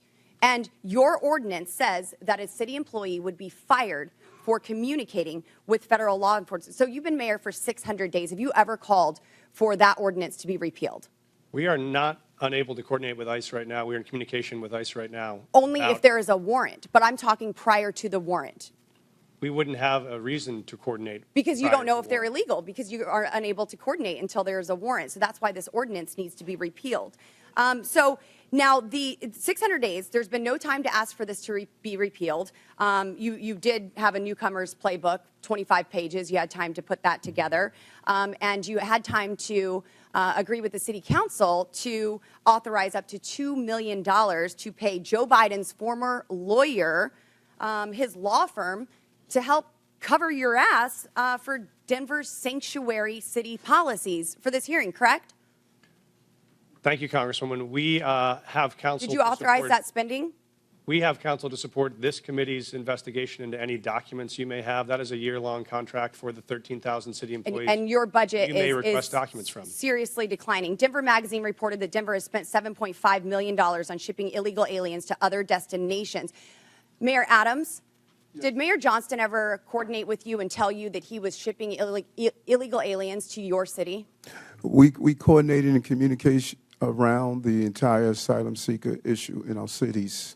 So I've heard that Denver crime went down. Well, Aurora's crime went up because you were also shipping them to Aurora. And we have documentation that I don't have time to discuss here in this hearing that proves you were shipping illegal aliens to Aurora. Their crime was increasing while you were hiding under laws that you will not demand be repealed, ordinance from your city, and then crime was going up from Trinidad Aragua gangs vandalizing apartment owners. Thank you, Mr. Chairman, and I hope that we can get this We have a resolved in 5-minute Colorado. rule, Mr. Chairman. Chair, gentlelady's time's expired. Chair recognizes Ms. Norton from Washington, D.C.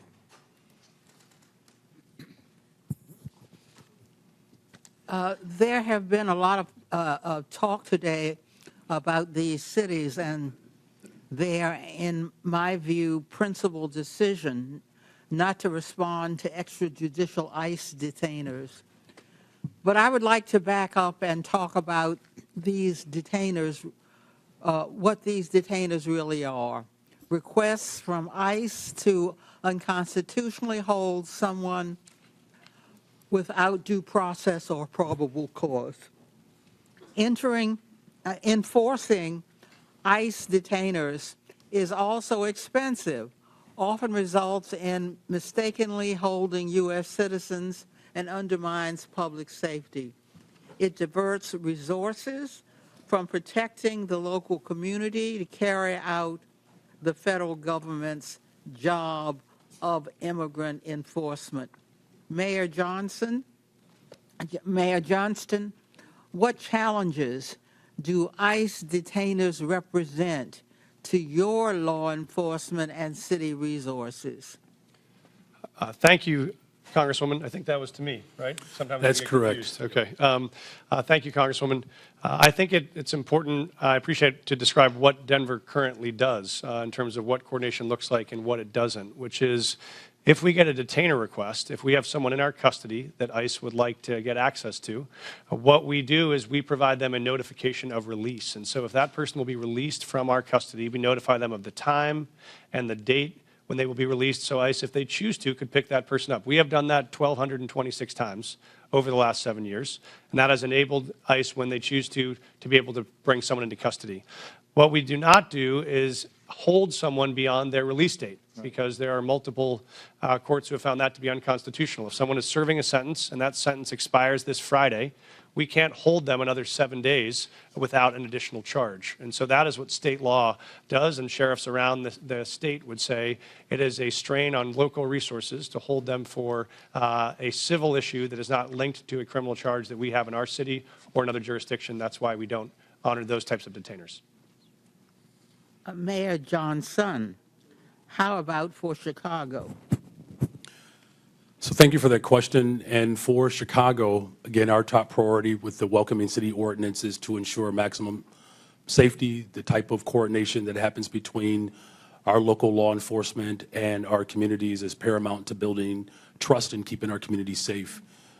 The ordinance, as well as the state law, the Illinois Trust Act, which was passed with bipartisan support and signed by the Republican Governor, Bruce Rauner, we do not permit our local law enforcement from engaging in any federal matters.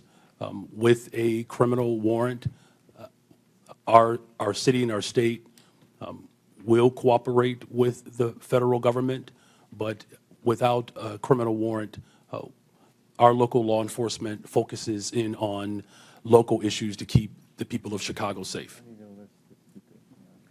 Mayor Wu, how would fulfilling ICE detainers detract from public safety in your city?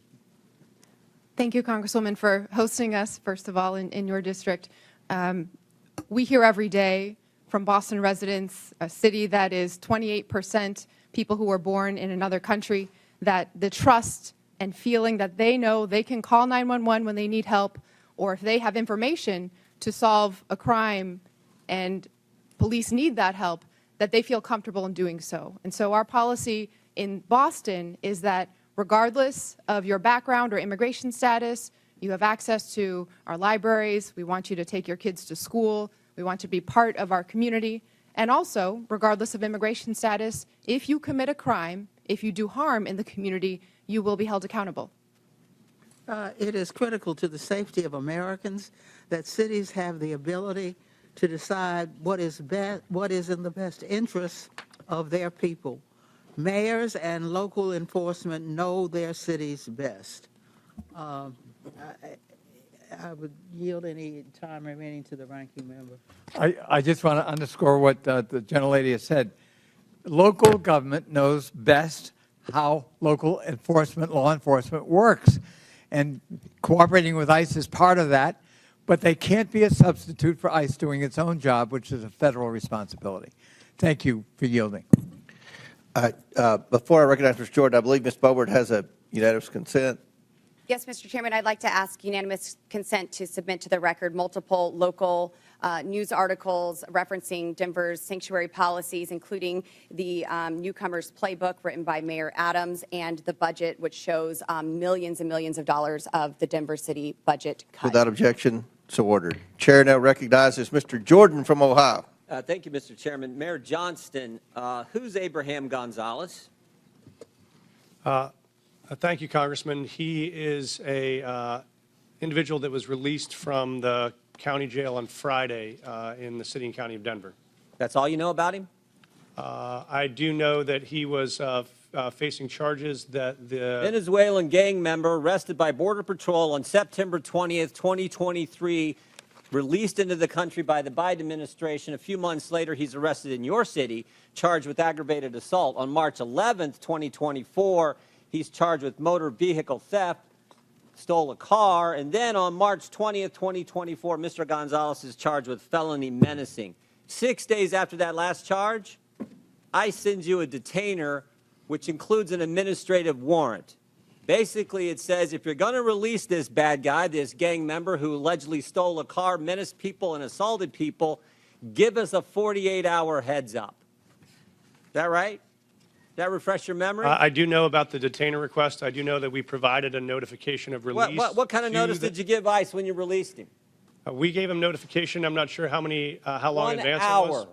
I do know that. 1 hour. I do know that there were were 1 hour notice, and you released him 5 days ago, right? Why not give him more heads up? Actually, let's put the slide up. Let's see what it says here. Let's put the slide up. This is what The Denver Sheriff's Department, it's kind of hard to see, so I'll read it. It says, Denver Sheriff Department, ICE notification being released to the streets. I simply said, just release him to us. You release him to the streets. Why not release him to ICE? Thank you. What we've done, and we do this regularly, we've done 1,226 of these, is we notify I'm ICE. asking about one. I'm not asking about the 1,200. I'm asking about Mr. Abraham Gonzalez, who's a gang member from Venezuela, stole a car, assaulted someone. You had him in your custody for how long? I know that we released him. 345 days you had him in custody. And I said, hey, can you give us 48 hours heads up? I don't know. You gave him 1 hour notice. Mr. Congressman, we notified them of release. There were 6 ICE agents present when he was released, so they had enough time to respond and to be present. Respond where? To the jail where we released him from. So we released him we notified them of the release time. When we notify them of release, they come to the jail facility to pick them up. They're Why still didn't you on. say that's not what you said. You said you release him to the streets. Did you release him to the streets? You release him to ICE? What we do, sir, is we release him from our county jail, and we coordinate with ICE on that release time and release date so that ICE can come and pick them up from that location. Pick them up where? In the parking lot? Yes, sir. They're on the facility Guess property. what happened in the parking lot? I know, sir. I've reviewed the video. So I looked at it. I've talked to the sheriff last night. One of the ICE officers got assaulted, didn't he? I've reviewed the video, They had sir. to tase the guy, didn't they? Would you like me to answer, sir? No, I'd like you to answer. Did they tase him? I know that there were 6 officers that had multiple tasers. I saw the No, they detention had on 6 video. officers. If you keep him in the facility and they come in the facility and get him, does it take 6 officers? Probably takes 2, doesn't it? So we've been doing these, as I mentioned, 1,224 times, 1,226 times. This is the first time I've been made aware of there's been an incident like this. So I reached out to ICE after I saw the video. I've coordinated with their team and offered to sit down and see if there are procedures we can change It's a simple to make sure this question. works smoothly. It's a simple question. You can release him in the parking lot, give ICE 1 hour notice, and they got to send 6 officers to arrest this guy. Or you can say, hey, here's what we're going to do. We're going to hold him. You come in and bring 2 officers in, and you turn him over there. Why not do it that way? We have a city ordinance. You know why you don't do it that way? We have a city ordinance that governs. Because you're a sanctuary city. This is the whole point. No, sir, I disagree with you. Oh, okay. Because I'll tell you why. If you talk about sanctuary as a definition of shielding people from law enforcement, we do not do that. What we do is provide services. In this context, what we did is we coordinated the release. An officer got assaulted because of your policy, which says we're going to release him to, in your words, not mine, to the streets. They have to arrest him in the parking lot. They bring 6 officers when they could have had 1 or 2 just come in your facility, in the jail, and take the guy there. But you won't do it that way. I've seen the video. I've reached out to ICE. care if I've you've seen offered the to video. I sit know the down and facts, coordinate too. on strategies. If we need to make adjustments to what we do on releases, we'll do that. This is the first time in the 1,226 releases You know, I I've heard read of an your, I incident, read your so we'll written take testimony action. last night. I read your written testimony last night. 4.5 pages. And you used the word safe, safer, or safety 13 times. Talking about my job is to protect the safety of the people in Denver. We prioritizing making sure everyone in our community is safe. That's a lie. Because it was not safer for the ICE agents who are part of your community. No way was it safer.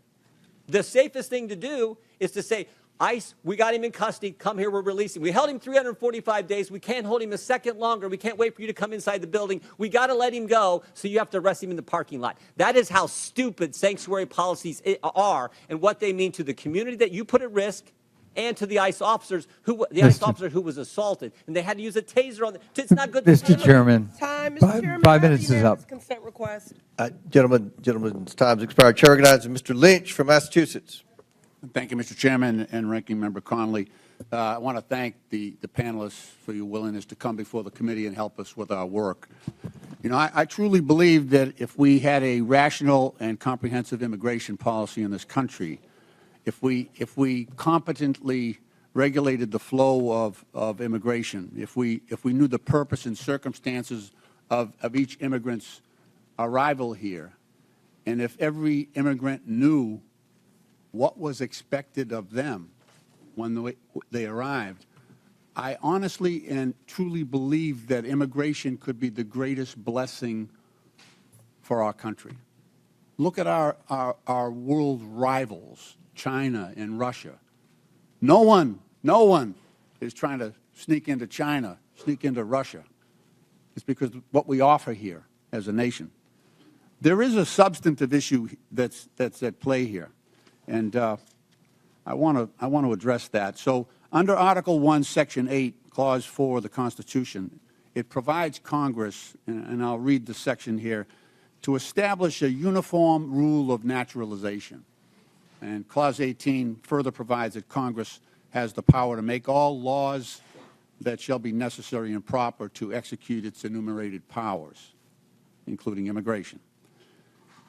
So it appears that Congress has taken up that responsibility in the Immigration and Nationality Act, which they exercise under constitutional writ. On the other hand, we have local so-called sanctuary city laws that at times, so those sanctuary cities laws tend to address local cooperation with federal authorities in your jurisdictions, within your cities. And sometimes it does appear that the sanctuary city laws are defending against the congressional grant of authority to operate in that area. Now, you all, as mayors, and I ask this of the entire panel, you deal with this every single day, and we've heard some of it in your testimony eloquently. How do we, as lawmakers, we're struggling with this right now. There's a tension between that authority of Congress to act under Article 1 of the Constitution and then your responsibility, nobly taken, to provide a safe environment for the residents and visitors to your cities. How do we reconcile, and I'm asking you for advice. You have a great perspective on this. How do we together reconcile the tension between those two operating systems, grants of power? And I'd welcome any advice you have on that, because that's what we are struggling with up here in terms of trying to come up with a comprehensive immigration policy that addresses all of these concerns. Mayor Johnson? Congressman, I'm happy to start the response. We obviously believe there is a federal system that has federal obligations and state and local obligations. We think, as Mayor Wu said, that our officers are uniquely prepared, trained, and ready to enforce local law and to keep our city safe. We want to focus on that. We do not have the capacity for our law enforcement to be doing federal immigration enforcement, but we want to be partners in making sure we're pulling violent criminals off the street. We do that now. We've done it in the past. We'll keep doing it. But we think the capacity for the federal government to focus on. But what I'm trying to point at is this. So the current president of the United States, Donald Trump, rode into office on this issue. On this issue. He put people in fear.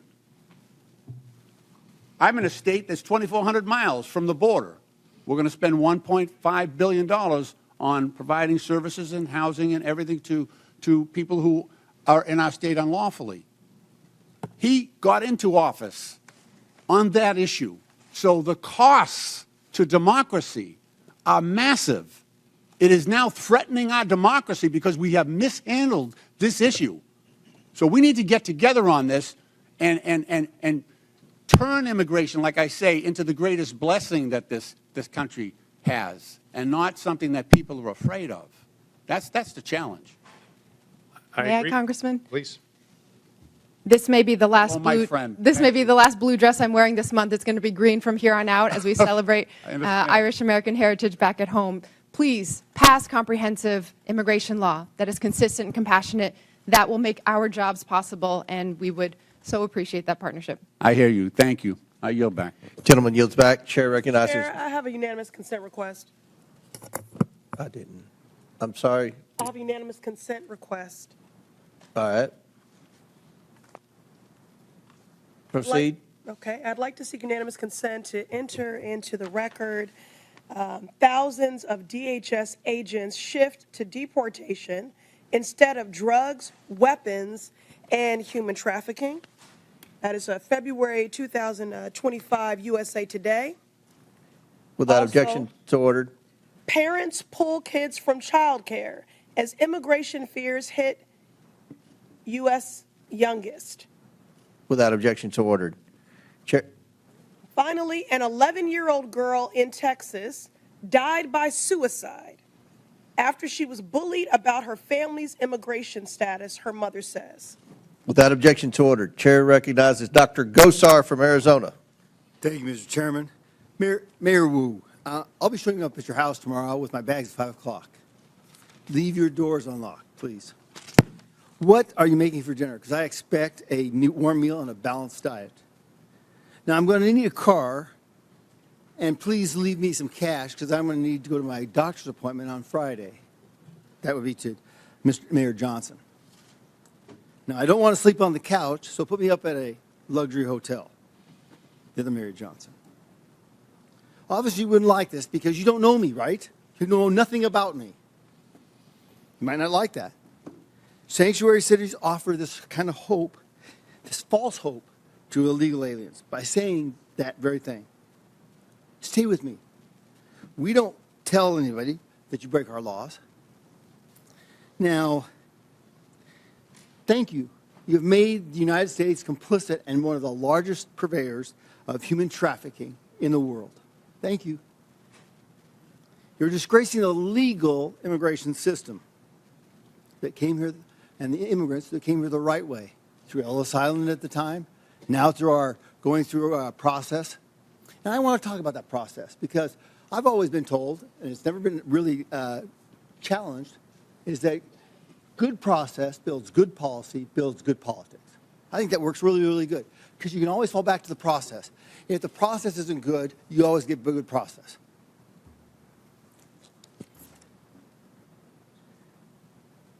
Now, you heard the word establishing trust, okay?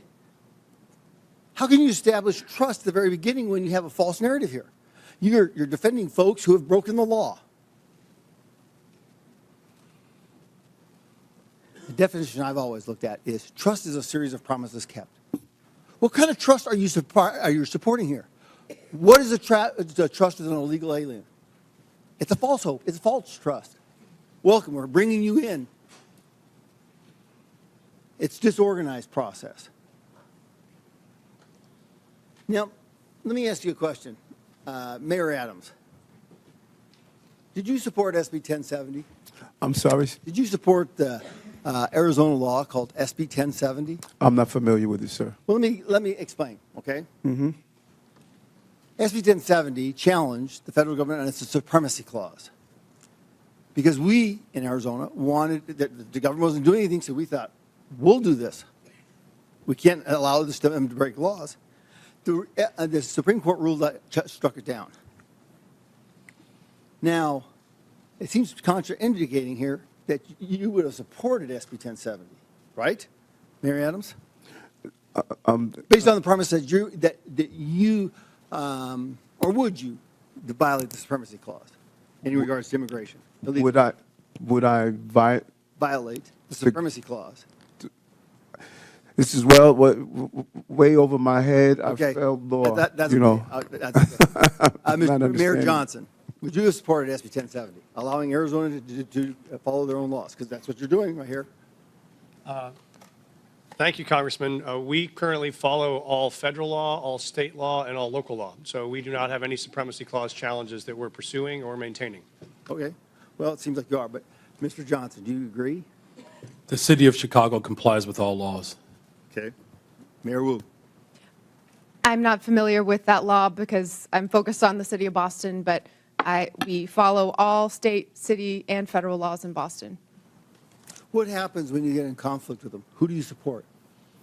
The Constitution, as I understand it, doesn't require cities or police officers or anyone to follow their laws in conflict, follow federal laws in conflict with local laws or state laws. Okay, in the Constitution it says, and it's explicit, that the federal government has jurisdiction and supremacy over all immigration laws, right? I mean, I've heard it a number of times from my colleagues over here. We're the ones who can define that. We're the ones that have that. We just heard we want a comprehensive immigration policy. How can you get a comprehensive immigration policy when you're defining it from the very get-go? You're building it on false premises and false tenets.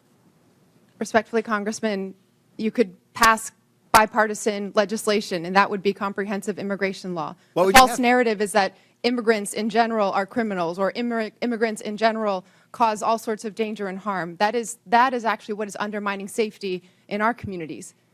If you wanted to make us safe, pass gun reforms. Stop cutting Medicaid. Stop cutting cancer research. Stop cutting funds for veterans. That is what will make our city safe. Yes, thank you. I yield back. Chair recognizes Mr. Krishnamurti from Illinois. Thank you, Mr. Chair. Mayor Johnson, there's been much talk about Chicago and its enforcement of laws to rid our communities of criminals, so I want to give you a chance to address some of these questions. First, Mayor Johnson, the city of Chicago operates under 4 sets of laws: federal, state, county, and of course, Chicago's own laws, right? That is correct. And most of these laws are not within Chicago's sole power to change. For example, the Illinois Trust Act, a state law, was enacted in 2017 by then Republican Governor Bruce Rauner and dictates interactions between ICE and law enforcement, right? That is correct. And under Chicago's own law, I have a copy of it right here, Chicago is required to help ICE whenever ICE presents a judicial criminal warrant for an arrest, correct? Yes. In fact, Chicago has assisted ICE with criminal warrants in the past, right? Yes. So just to clear it up, any time that ICE does the work and goes to a court to get a criminal warrant to arrest somebody, the city of Chicago not only is required to, but does cooperate to remove that criminal from our community, right? That is correct. Let me turn to another topic. President Trump has said many things about Chicago, including that it is, I have this NBC News report, worse than Afghanistan. Mayor, I'd suggest the facts suggest otherwise. For example, Condé Nast recently named Chicago the best big city in America 8 years in a row. A friendly amendment, best freaking city in the world, city of Chicago. Chicago's the largest rail hub in America.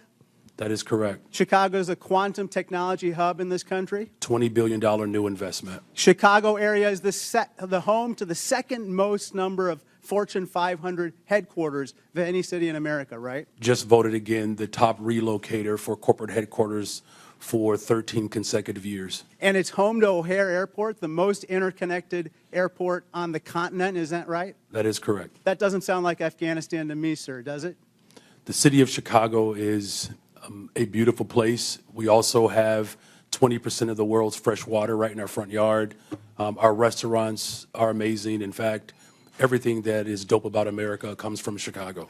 A Republican named Lincoln was nominated for president in Chicago, and a Democrat named Obama called Chicago home too. It's the city of big shoulders, the heart of the heartland, the home to the world's best pizza. And we're not going to take any slander from Donald Trump or anyone else lying down. Is that right? That is correct. Sir, I want to turn your attention to another topic. Mayor Johnson, you'd agree with me that high grocery prices are among the top concerns for the people of Chicago, right? The economic conditions that are unfortunately that are not being addressed by Washington has caused a great deal of trepidation and anxiety. Mayor Wu, according to USDA, the wholesale cost of a dozen eggs has gone from $6.59 since January 19th when Donald Trump took office to $8.39, a 27% increase, and this has got to anger Bostonians, right? People are doing their very best, trying their hardest, working multiple jobs, and they need support. Mayor Johnston, I suppose that people in Denver are concerned as well, right? I'm very concerned. This is the most important issue for us, is how we make sure that it's affordable to live in the city. Mayor Adams, the same is true for New Yorkers?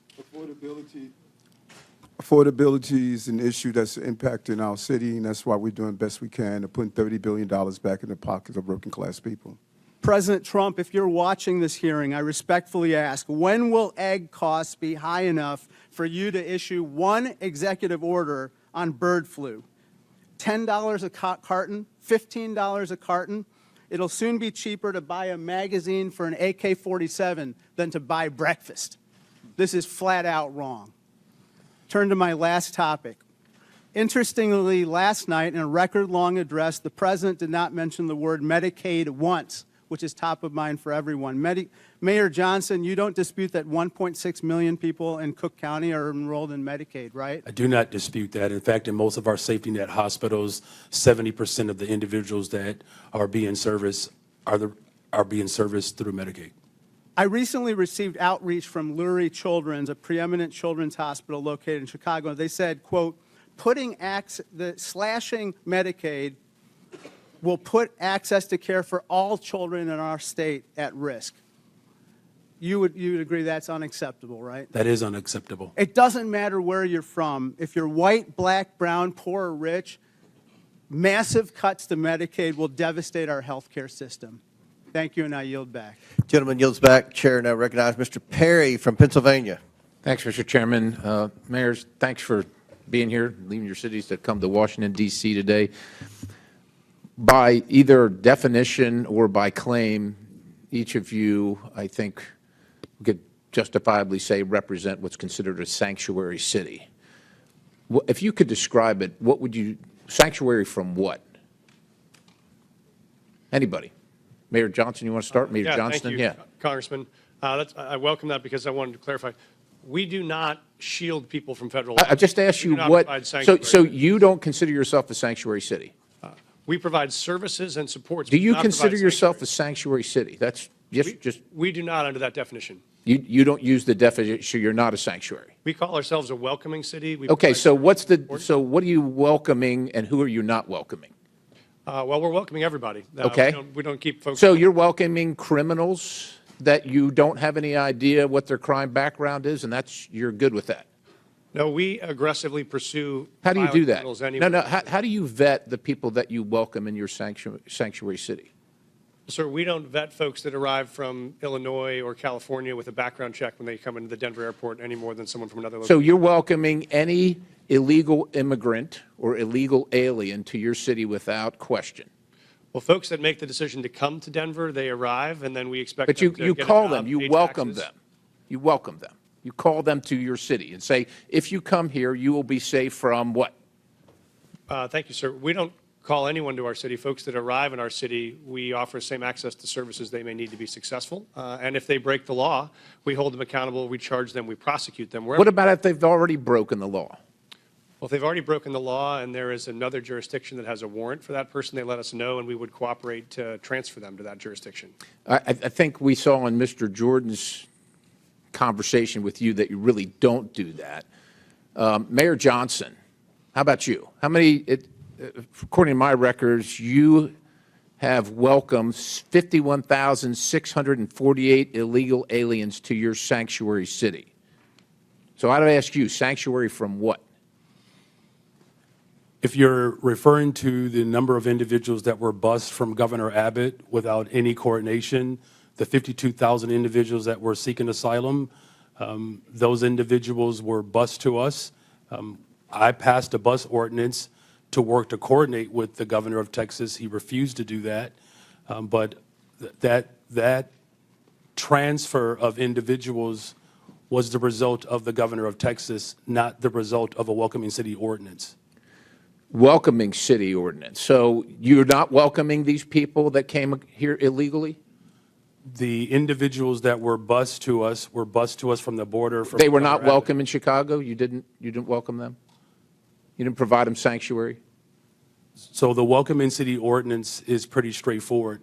It allows for our local law enforcement to focus on local policies, and that's why we're seeing a decline in violence. So you don't care about federal law enforcement policies, only local policies? We comply with all laws. What I do care about is this body, Washington, passing comprehensive immigration. So let me ask you this. Chicago residents reported 28,443 violent crimes during 2024 alone, cases of aggravated assault rising to the highest level in 2 decades. Now, also, state funds, $160 million, were issued to illegal alien job assistance shelters in Chicago. You're the mayor of Chicago. Do you think that your residents or the residents of your state should be paying for that more than they should be paying for their own needs, their own roads, their own public safety?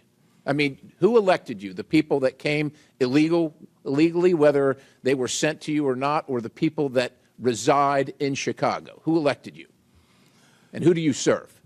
The people of Chicago elected me as the 57th mayor of the city of Chicago, and we serve all the residents of the city of Chicago. Illegal or not, criminal or not.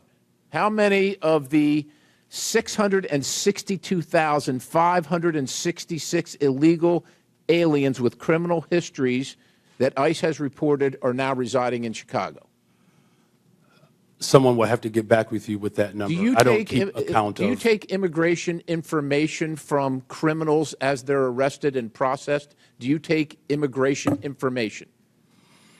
Our local law enforcement focuses on getting all violent individuals do you off the determine streets whether of they're Chicago. here legally, what their immigration status is, as a function of your justice system? Gentleman, time's expired, but please feel free to answer the question, Mayor. The Welcome in City ordinance ensures that our local residents communicate and trust local law enforcement to ensure that criminals and crime is being addressed, and that's why violent crime has gone down in the city of Chicago. Thank you very much, Chair now recognizes Mr. Chairman, I have a unanimous consent request. Chair now recognizes. Mr. Chairman, I have a unanimous consent request. I'm sorry, Ms. Presley. I have a unanimous consent request. Go ahead. Thank you. I'd like to seek unanimous consent to enter into the record mass deportations would deliver a catastrophic blow to the U.S. economy. This is from the Joint Economic Committee, December 2024. From where? What publication? The Joint Economic Committee, December 2024. Without objection, so ordered. I'd like to seek unanimous consent to enter into the record from the American Immigration Council, October 2024, mass deportation, devastating cost to America, its budget and economy. Without objection, so ordered. Chair recognizes Mr. Khanna from California. Mr. Chair. Wait, I'm sorry. Mayor Wu needs a short break to attend to her young child. Mayor. Mr. Chairman, I got the note that the baby's okay for now, so I'll continue. But thank you. I will. I believe from my husband that the baby's okay, and the arrangement, if it's okay, was that everyone would take a break, so I wouldn't have to go into a back room by myself to nurse when it's time. But thank you. Chair recognizes Mr. Khanna. Thank you, Mr. Chair. Mr. Chair, I find the Republican position in this hearing quite ironic, because the Republicans are the party that are always touting local government, state government, local control, and not having federal overreach. So I want to explore actually one of your favorite topics on the other side of the aisle, the infamous mask mandates. I know how much you love them. When CDC came out with the mask mandate order of January 29, 2021, they said that we needed to have fines of $1,500 for anyone who didn't wear a mask on a plane or in a public space. And they said that there needed to be referred criminally to the Transportation Authority if they violated it more than once. Now, Governor Abbott said in Executive Order 38, we're not going to enforce, we're not going to have our cities enforce the mask mandate. And Governor DeSantis said the same thing. We're not going to have our local police enforce the mandate. I want to ask Mayor Adams and Mayor Wu, because you had slightly different views on the mask mandate, but Mayor Adams, you were actually praised in New York for saying we are going to take away some of these mask mandates earlier so businesses can open and there can be a revival in New York. Did you ever, in law enforcement, to your knowledge, enforce the CDC mask mandate and ask your law enforcement to fine people who didn't wear a mask $1,500? What we did was looked at the science and looked at how it will impact business, and after issuing warnings in education. But I think it's fair to say, Mayor, right, you never referred anyone to the Transportation Department for prosecution, and you never had local police out there saying we're going to fine people $1,500 with the CDC mandate. The goal was to always ensure that people will carry out the procedure, and we did several education and warning in the process. Mayor Wu, you were a great advocate of masks and looked at the science. Do you know if your city government actually ever used police resources to carry out the CDC or Transportation Department's mask mandate where they were fining $1,500 or referring for criminal prosecution? I am not aware of any incidents of someone in Boston having been fined or prosecuted for any mask-related issues. We certainly prioritize public health and saving lives, and so our role as a city was to provide positive communication, outreach, make sure there were signs and different community organizations that could go and remind people to stay safe and do their best to take care of each other and their families. As much of an advocate as you were for masks, and I was an advocate for masks, would you have been hesitant to order your law enforcement, your local police, to say if someone was violating those mask mandates that we need to cooperate and turn them over to the Transportation Department for prosecution? Would that have given you some pause if the federal government were saying use your police departments to fine people $1,500 and give us their records for criminal prosecution? Yes, it would have. And so I guess I'm trying to understand, you know, if we set this precedent that we want cities to be enforcing every federal mandate, then what happens when there's a new Democratic president that comes and says, we want a mask mandate that the Republicans may not want? And when there are conservatives like Governor DeSantis or Governor Abbott saying we don't want our cities to enforce that. Do you see, Mayor Wu, any difference between a federal government asking you to enforce laws that ICE is doing versus a federal government asking you to enforce a mask mandate or, frankly, to enforce gun laws that may not be what your local city department is focused on? It does seem that local authority is part of our democracy and part of our system of government. Isn't the real issue here not one of immigration, but of federalism? Isn't the question, I mean, everyone agrees that there needs to be, if there's someone who's convicted of a crime, that ICE has the right to enforce those laws. The question is just, are you going to have local governments in this country be beholden to every new president's directives and armed for enforcing that? My view is that we ought to have local governments be able to use their police officers for their priorities. That, in its essence, is federalism, and it actually used to be the conservative Republican position. Gentleman's time's expired. Chair recognizes Dr. Fox from North Carolina. Thank you, Mr. Chairman. Mayor Johnson, in the last 4 years, how much has Chicago spent on care for illegal aliens?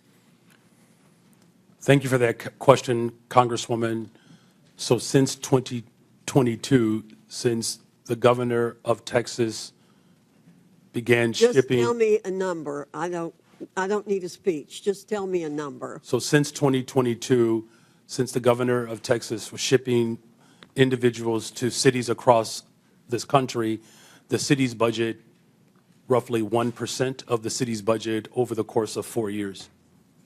Mayor Johnston, the same question, and I don't need a speech, just a number. Thank you, Congresswoman.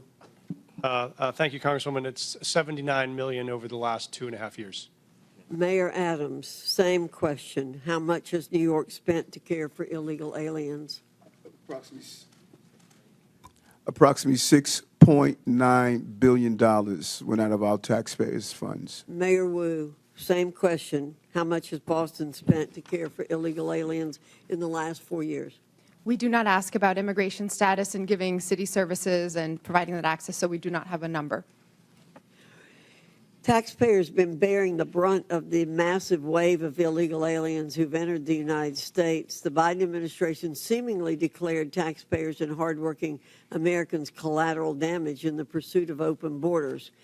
Again, Mayor Johnson, are NGOs providing services to illegal aliens in Chicago?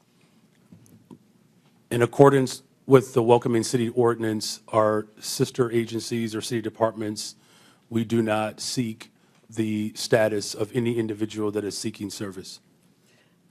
Mayor Johnston, are NGOs providing services to illegal aliens in Denver? Thank you, ma'am. When folks arrive on the streets without food or resources or shelter, we do provide food or shelter regardless of where folks arrive from. Mayor Adams, same question. Yes, in combination of city agencies and nonprofits, we responded to the migrant asylum seekers humanitarian crisis that hit our city.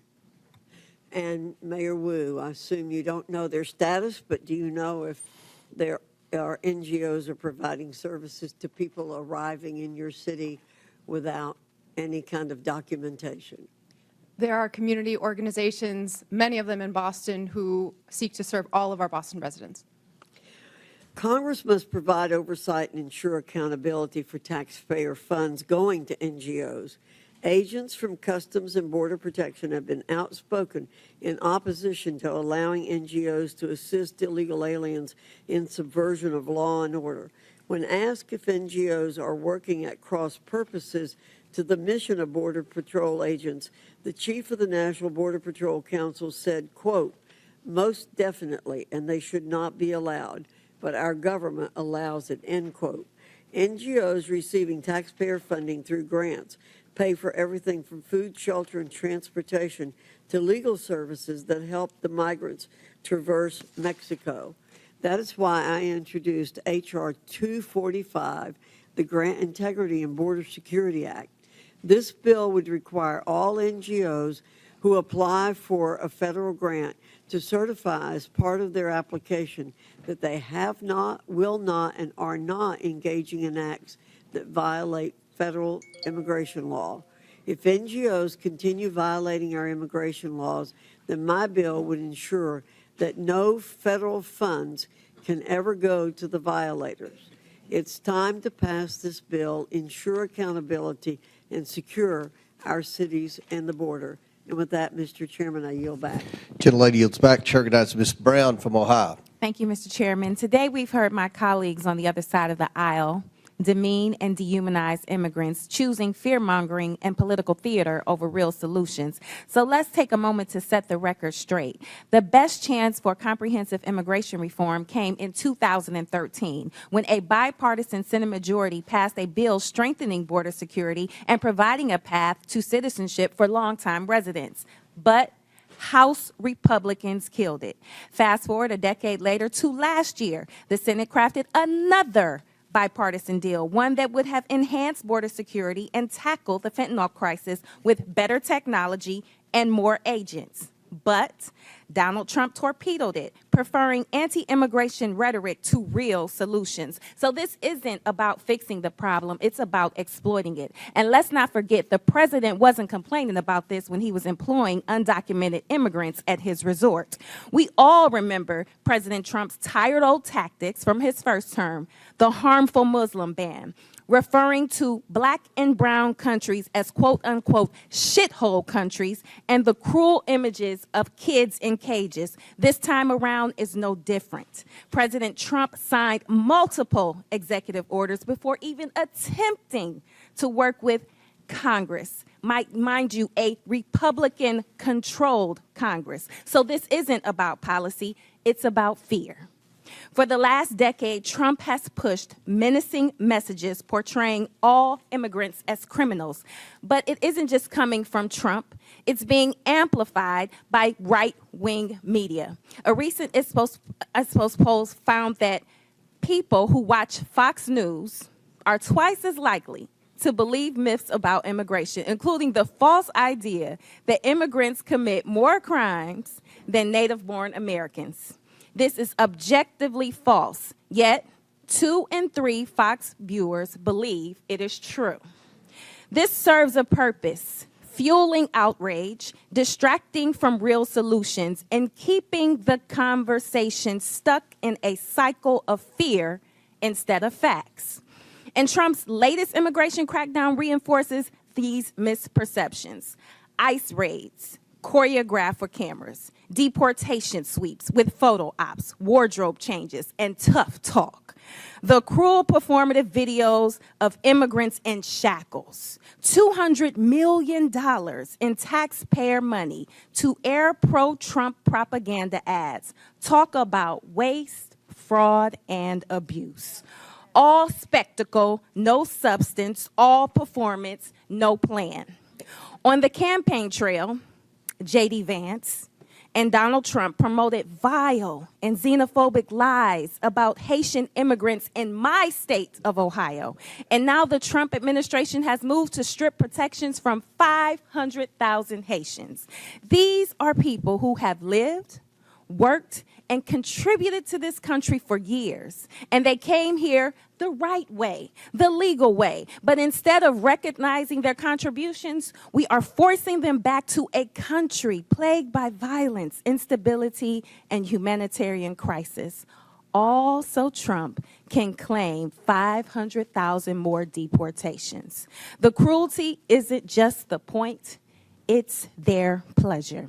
So let's be honest about what's really going on here. Mayor Johnson of Chicago, what sort of an impact will the Trump administration's decision to allow arrests at sensitive locations like hospitals, preschools, churches, and courts have on your city? Thank you for that question. As a welcoming city space, it's important that the trust between the community and law enforcement is strong. That's ultimately how we have built a safer city. Just this year alone, violent crime is down 20%. Any type of threat to the civility and to the humanity of people is a threat to the evolution of our democracy. And so it's incumbent upon Washington to ensure that we are funding our education system, that we are funding our transportation system, our healthcare system, creating more jobs. Just since I've been in office, we've increased youth employment, summer jobs by over 40%. Making sure that our young people see their purpose is the value of this democracy. And so I call on this body to continue to invest in the city of Chicago that sends billions of dollars to Washington. Thank you. Fear and cruelty are not the solution. It's distinctly un-American and a dangerous distraction from the Congress's responsibility to actually deliver progress on this challenging facing our country. And with that, I yield back. Gentlelady yields back. Chair recognizes Mr. Grofman from Wisconsin. Yeah, just a couple comments first. As far as the idea of who's committing crimes, we have no idea how many illegal immigrants in this country are committing crimes because nobody keeps track. Okay, if I go to a prison or a jail in Wisconsin with, I don't know, 1,500 inmates, and I ask how many of these people are here illegally or how many are citizens of another country, nobody will know the answer to that question. So that's why we don't have hard facts on how many crimes people committed. The other thing I'd like to point out is every year in this country about 850,000 new people from other countries are sworn in as American citizens. I don't know of Donald Trump ever talking about reducing that number. Maybe he should reduce that number, but I've never heard him talk about reducing that number. Our concern here was illegal immigration, and I would hope the vast majority of Americans think we ought to have a immigration law that the 850,000 new citizens every year go through. But if we're going to have an immigration law, it means we have to do something with the people who try to become permanent residents without going through the proper structure. Now, I think part of our problem here is we have a lot of people who don't understand why we have an immigration law at all. And I want to ask all four of you as I go down, we go down the row here, do you believe the United States should have an immigration law, or do you believe that just anybody should be able to show up and come in? And we'll start with Mayor Adams there.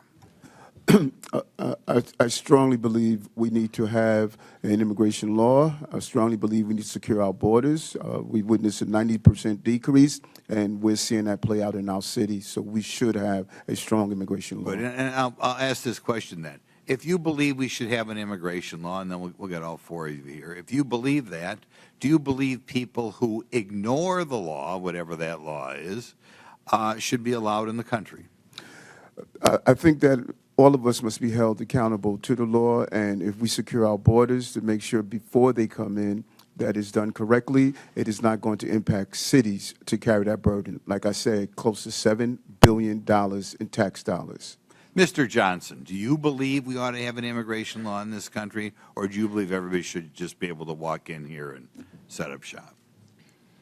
Thank you, sir. I do believe we should have an immigration law. I do believe we should have secure borders. I do believe we should fix our asylum process. I do believe we should let dreamers get access to permanent citizenship. I Okay, think then the there's lots question we could is, do. if somebody ignores that law and comes in this country, do you believe whoever, ICE or Border Patrol or anybody, should spin them around and send them out? Or can they just ignore the law and because they, however, crossed the Rio Grande, overstating a visa, whatever, are here? Do you believe that we ought to do something to the people who are ignoring the law?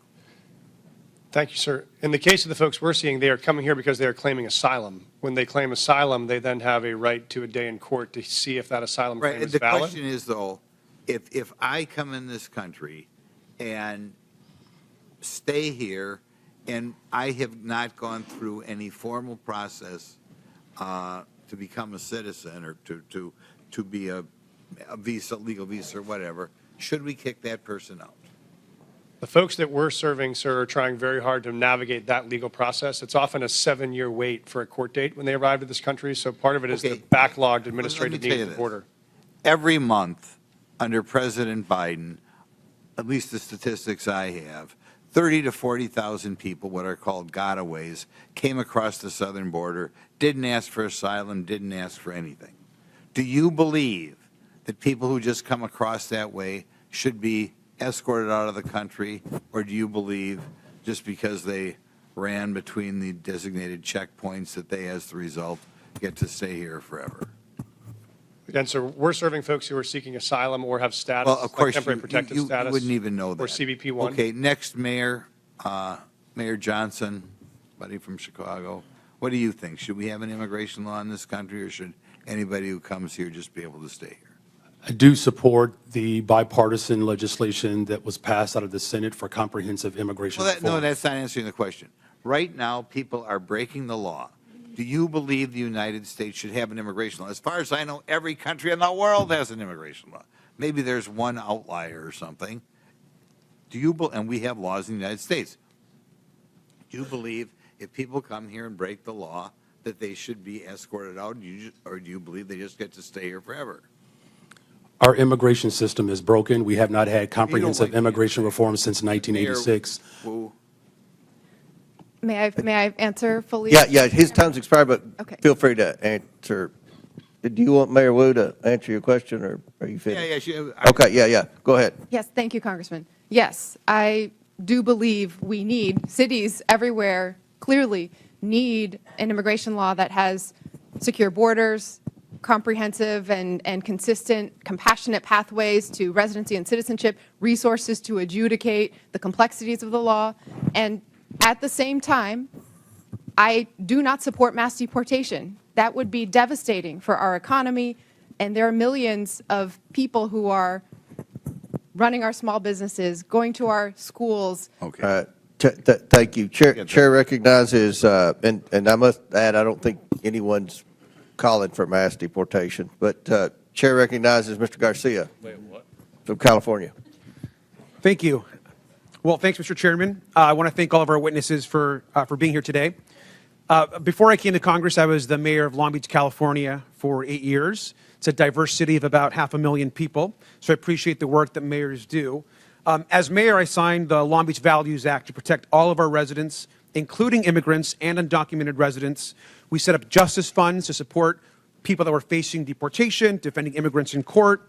These are policies that are strongly supported by my residents back home because they are good for all the community and make Long Beach safer. Now, we also know that immigrants make our communities vibrant and thriving places to live. The facts are that sanctuary jurisdictions or jurisdictions that welcome immigrants are overwhelmingly safer than non-sanctuary jurisdictions. That's actually a fact. Immigrants, both documented and undocumented, are also less likely to be incarcerated or to commit crimes than native-born people. We know this to be true. Again, these are facts, and mayors have every right to pursue the policies that you know are best for your residents. Now, the Trump administration has threatened to prosecute some of the mayors on the panel today and force them to comply with his extremist agenda. But however, Mayor Adams, you are in a different position. You, of course, are already facing serious criminal charges. And Mayor Adams, I assume that you are not going to commit perjury today. And I do believe, though, that you have an enormous amount of issues facing you ahead of you. And it means that your criminal charges are absolutely relevant to us today. Bribery, wire fraud, willfully and knowingly conspiring to commit offenses against the United States. Mayor Adams, you, of course, deny these corruption charges against you. Is that correct? Yes. Yes, Congressman. Thank you. Now, I understand that you are proven innocent unless you are guilty, but you also have, sir, a trust problem. 4 of your deputy mayors have resigned. Now, this is serious, and Republican prosecutors agree that the evidence against you is ironclad, yet Trump's DOJ moved to drop these charges. Now, I just want to be just really clear and show this here. Now, look at how the Trump-appointed acting U.S. attorney who is prosecuting you described it. Because the law does not support a dismissal, and because I am confident that Adams committed the crimes with which he is charged, I cannot agree to seek a dismissal. Now, this is a conservative Republican who resigned when Donald Trump pressured her to drop the charges. And we know the Trump administration demanded that the charges be dropped. And this is key. They will be able to refile them against you, Mr. Mayor, at any time. I think, personally, that's why you sat next to the architect of family separation on Fox and Friends. Now, Tom Homan sat next to you and said the following, and I quote, "Getting on Rikers Island is step one. We're working on some other things that we don't really want to talk about on open air because the city council will be putting roadblocks up on us. The mayor and me have a commitment to several other things." Now, this was you, of course, and Mr. Homan, the architect of family separation. This is also incredibly concerning, Mr. Mayor. You sat next to him, you smiled, you badmouthed your own city council. Now, Mr. Mayor, we have a right to know if the Trump administration has actually coerced you into agreeing to anything. And Mayor Adams, I also want to be very clear. Are you selling out New Yorkers to save yourself from prosecution? There's no deal, no quid pro quo, and I did nothing wrong. And anything dealing with this case out of deference to Judge Ho, who's now addressing it, I'm going to refer to his actions. Well, Mr. Mayor, it appears, to me at least, that you are selling New Yorkers out. It appears that you are working with Tom Homan, who is clearly focused on family separation and deportations and harming New Yorkers and others across the country. Now, every other mayor on this panel is pursuing legal and effective policies that benefit our residents and their communities. Their policies actually uphold public safety. Now, I personally agree with the majority of New Yorkers and think, Mr. Mayor, that you should resign. You should do the right thing. You should step down and resign today. And with that, I yield back. Would my friend yield? Would my friend yield? I yield. Yeah. Mr. Mayor, I want to be really clear. Were you pressured in exchange for the dropping and dismissal of criminal charges in your indictment to cooperate with the Trump administration on all fronts with respect to immigration? Did any such conversation take place? I think I was extremely clear. I cannot hear you, sir. I think I was extremely clear. No quid pro quo, no agreement. I did nothing wrong but serve the people of New York City. Thank my friend for yielding. Chair, I recognize Mr. Cloud from Texas. Thank you, Chairman. Thank you, witnesses, for being here. You know, we are indeed a nation of immigrants. I have to look no further than my own children, who are the inheritance of both my ancestors who got here in the 1600s with William Penn, or my wife who got here when we got married. I think that's really what this nation is about. But you are not here today because of legal immigration. You are here because of illegal migrants who have been sent to our country. In your opening statements, there was a deft linguistic shell game that you played to try to conflate legal immigration with people who are coming here illegally. And we're savvy to that. You are here because each of you, with the exception of Mr. Adams, have said in some form or fashion that you will not honor ICE detainers. In other words, that when you have people in custody and ICE says, we need to come arrest that person because they're here illegally, that we will not honor that. That's why you're here. No one's asking you to go round up criminal aliens. We are asking you to take people who are already in your custody and hand them over to legal federal law enforcement. Now, what this does is it saves U.S. taxpayer money. It keeps from a greater presence of ICE and federal law enforcement in your communities, because if you're releasing them, it takes more people, as Chairman Jordan mentioned, to go in and to re-arrest that person, and it puts the lives of law enforcement in danger. This used to be a bipartisan issue. As a matter of fact, groups like the Cato Institute called President Obama the deporter-in-chief. And Mr. Chairman, I'd like to submit for the record a Cato article that said President Obama, deporter-in-chief, is the title of it. So why we have to ask is suddenly the left not embracing policies that Obama supported. We can look to last night, where it seems to be Trump derangement syndrome, where the left could not seem to applaud kids fighting cancer, a first lady, an accomplished immigrant in her own rights, where traditionally we have applauded and recognized and honored the families for their sacrifice. Many of them are, this is the president's issue, and they're kind of along for the ride. It was odd, I thought, that they applauded sending more money to the Ukraine, but not peace for Ukraine. And so it brings us back to why we're here and why this is a partisan issue all of a sudden. It boggles the mind. Now, Mayor Johnson, you seem to want to talk about Texas, so I'm from Texas. Let's talk about Texas. First of all, have you been to the southern border? I've been to Texas, but I have not been exactly to the southern border. Okay. You seem to talk about Governor Abbott and sending buses to your city. Now, I can understand the concern with that, but I will also let you know that Texas did not ask for the Biden administration to open the borders and send an exponential amount of people that have affected your city into our state. And you should know that no one forced them to go to your city. The reason they selected your city is because you have said it's a sanctuary city. Everyone was asked where they wanted to go before they got on the bus. No one asked them to get on the, or told them, forced them to get on the bus. They did it of their own free will, and they were sent to your city because of your stated claim to be a sanctuary city. Now, one thing I could tell you, having toured the facilities, is that I've been to those facilities under the Biden administration where there was a map on the wall, and you could see the migrants kind of pointing out which city they wanted to go to.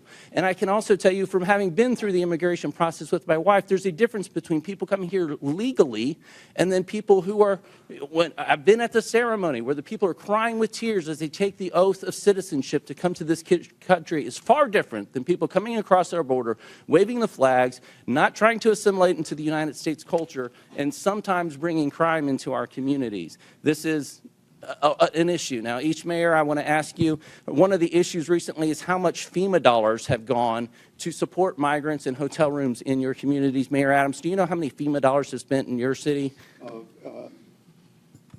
$80 million, and I've been to the border, and I saw those maps pointing to New York. Thank you. Mayor Johnston? Thank you, Congressman. I know we do have some federal dollars that I have to get back to in the exact amount. It's roughly $32 million, Mayor, $38 million. Mayor Johnson?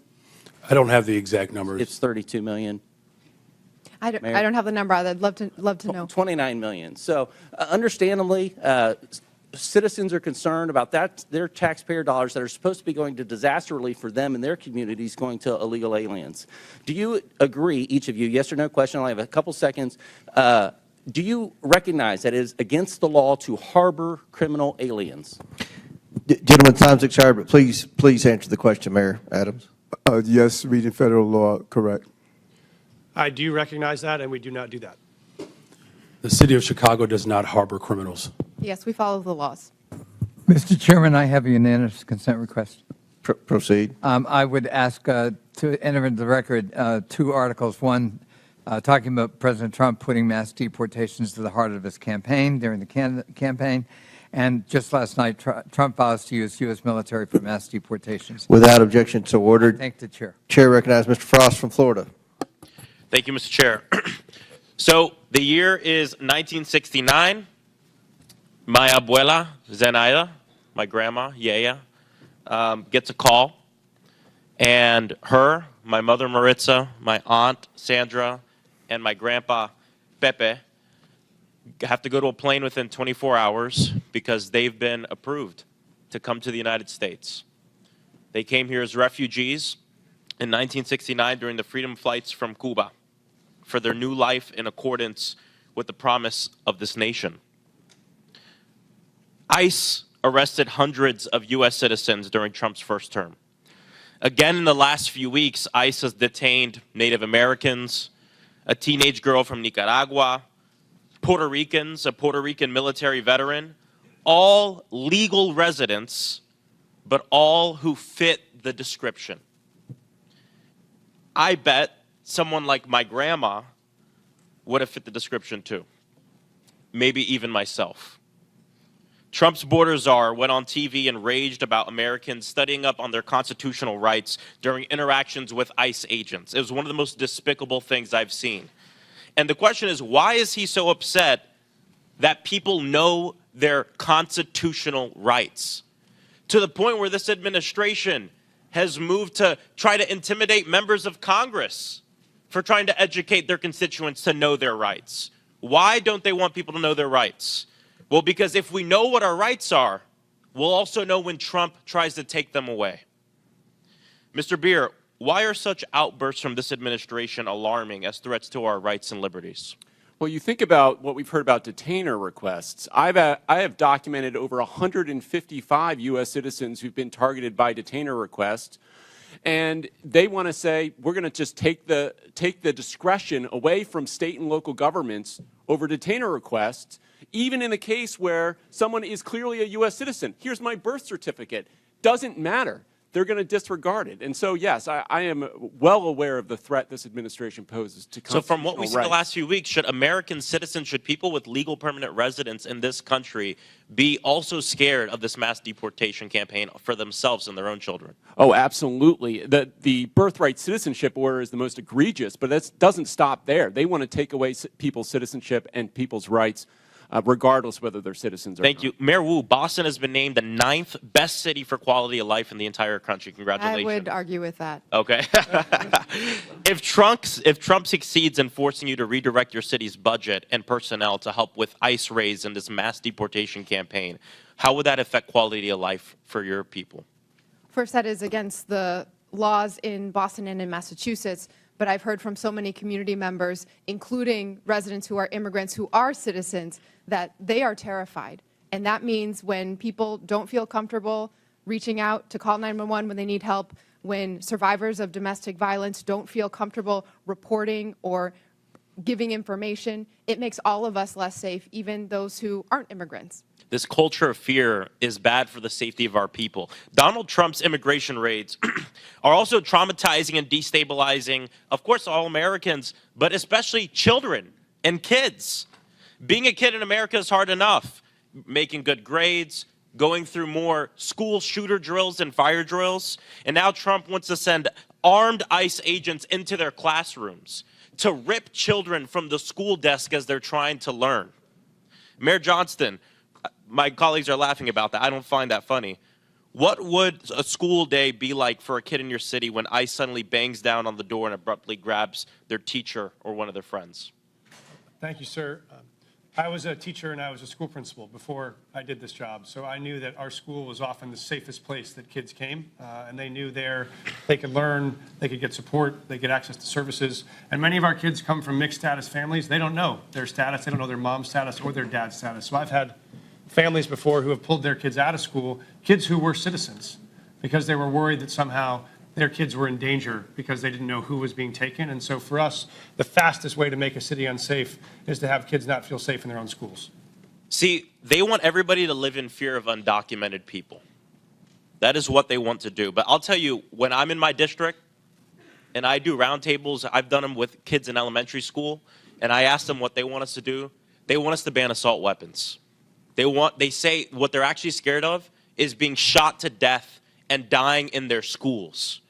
And because of actions that the Democratic administration took, the Biden administration with Congress, gun violence has gone down in Denver, 24%, 25% in Chicago, 40% down homicides in Boston. This works. Gun violence went up 45% under Trump.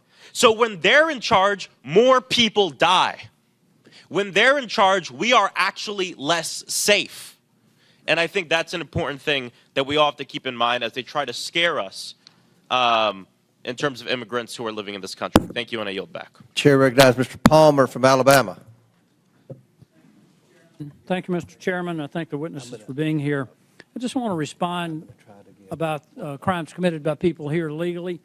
Every crime committed by someone in the United States illegally is a crime that would not have been committed. Lincoln Riley, Ruby Garcia, Rachel Morin, Joycelyn Nungaray, the woman set on fire in the New York subway. These are all assaults, rapes, murders, and other crimes that would not have taken the lives of these people if those people were not here illegally. They were given safe harbor.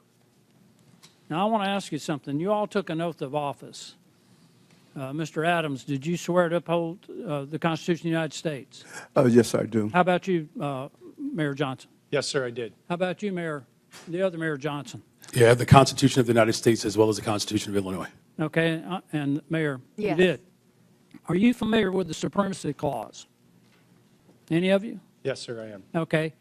Then under the Supremacy Clause, you understand that the laws of the United States take precedent over the laws of Colorado, over the laws of Illinois, over the laws of Massachusetts, and your cities. Do you understand that? Yes, sir, I do. But when you declared your cities sanctuary cities, you did so illegally. Do you understand that? Respectfully, sir, I would disagree with that. We follow You're every disagreeing federal with law. the law. It's against the law to give sanctuary to people who have committed felonies, and it's a felony to cross the border legally. There You is no- gave sanctuary to people who are here illegally. You violated your oath to uphold the Constitution because of the Supremacy Clause. The laws of the United States take preference. But you didn't do that. There is, thank you, sir. There's no part of our city law that violates federal law, no part of the practices or services we provided that violate federal law. Did you personally violate the law then by giving sanctuary? Somebody gave these people sanctuary. You declared your city, city of Boston was declared a sanctuary city by you, Mayor. Being a sanctuary city as you describe it, or being a city as we describe it, that's home for everyone, does not, it means that if When you you commit a give crime, safe you are harbor held to accountable people who are regardless of here immigration illegally, status. and when you interfere with the officers of the law who are there to even remove people that you know have committed crimes, you have violated your oath of office. You've committed a crime. Mr. Chairman, I don't understand why we haven't been discussing obstruction of justice. I mean, get real about this. We have a problem in the country with the people who have come here illegally. And I just gave you a few names of people who have been raped and murdered. There are numerous others. There's a whole organization established called Remembrance to remember the people who have been assaulted, raped, murdered in this country because certain cities, certain officials decided to give sanctuary to people who came here illegally and committed these crimes. It goes all the way back to Kate Steinle, San Francisco, shot by someone who was here illegally. She would still be alive today. She died in the arms of her father. So again, I want to know if you understand the Supremacy Clause, that the laws of the United States are supreme over whatever your opinions might be of what the laws are. Sir, I do recognize that. We do follow that. I want to clarify that we actively, aggressively pursue any known criminal in the city, and we actually partner with federal government to do that. If there is someone with a criminal warrant, we're searching for them. We have federal task forces we're partners of to break up gang activity. We do that for drug trafficking. We do that on armed robberies. So we are in partnership with the federal government on many issues around. Mayor Adams is being attacked because he's agreed to cooperate with federal officials to uphold the laws of the United States. I haven't heard any of you in defense of that. We are absolutely upholding the laws of the United States. We do it every day, and we will continue to do it. I just think we need to do a deeper dive into this, Mr. Chairman. If it were up to me, I mean, I'd be considering referring charges. I think we've got a problem here when we decide that there's some laws that we will obey and some laws that we won't. I don't care who it is, Republican, Democrat, I don't care what office you hold. We need to abide by the laws passed by. Will the gentleman yield? No, I will not yield. Mr. Chairman, I thank you for the time. I yield back. Gentleman yields back. Well, We're gonna have two more. We're gonna have two more questioners. Then we're gonna have to take a break at the request of the witnesses. A 15-minute break, maybe 20 if we need that. But Chair recognizes Mr. Kassar, and after him, then Mr. Higgins, then we'll proceed with the break. But Chair recognizes Mr. Kassar. Good morning. Good morning. Mayor Wu, can you tell us a little bit, just maybe 20 seconds, about how your administration has helped address unemployment, especially amongst youth in your city, which we know is a risk when we have high levels of young people unemployed? We made a commitment, our mayor's guarantee, that any young person in the Boston Public Schools who wanted a paid summer job would get one, and we fulfilled that with the partnership of businesses and companies and organizations throughout the city. Record numbers participating. Thank you, Mayor Wu. Mayor Johnson, can you tell us a little bit about measures your office has implemented to address the root causes of violence in Chicago? Thank you for that question. Yes, so first of all, it's great to report that violence is down in the city of Chicago, and it has gone down since I've been in office as a result of a couple of measures. One, we've reopened 3 mental health clinics because we do know that mental health issues, and we are in a very severe mental health crisis. We've also increased the number of youth employment. We have hired almost 28,000 young people for last summer. This year, we have an opportunity to hire up to 29,000 young people. We've also built more homes. Just last year, we've appropriated $11 billion, 37,000 construction jobs in the works for almost 10,000 more affordable units, and we have promoted and hired 200 detectives to increase trust between community and law enforcement to solve the crimes that do occur in our city. Thank you so much. Mayors, I want to thank you for the hard work you're doing every single day. Just in 40 seconds, you have described building tens of thousands of homes for people that need them, hiring detectives to solve cold cases, building community trust to reduce violence, hiring people to do incredible mental health work, and reducing the youth unemployment rate. That is so much more than what the Republican majority can ever describe having ideas about. And that's why they've dragged you before us today. They want to point the finger at you because they have no plan on how to address housing, no plan on how to reduce costs, no plan on how to actually reduce violence in our communities. In fact, maybe some of the only plans they have would be to make those issues worse. And I know that you all, as mayors, are doing one of the hardest jobs in this country every single day. You're serving your communities honorably. And they don't want the American people to hear about how Boston has drastically dropped your unemployment rate. They don't want the American people to hear about how Chicago is dropping the rate of violence in the city. But our job is to make sure the American people actually hear the truth. And the truth is that you are pairing a law enforcement response along with a mental health response and a housing response and a jobs response to what's going on in your cities. And that is so critical. Republicans, on the other hand, here are going back to the same old tactic, which is to say, find a vulnerable group of people and let's blame them for everything that we can. Anything bad that happens, let's go try to point the finger at our political opponents or at a vulnerable person or at a person of color from a faraway place. And that doesn't actually solve real issues for the American people.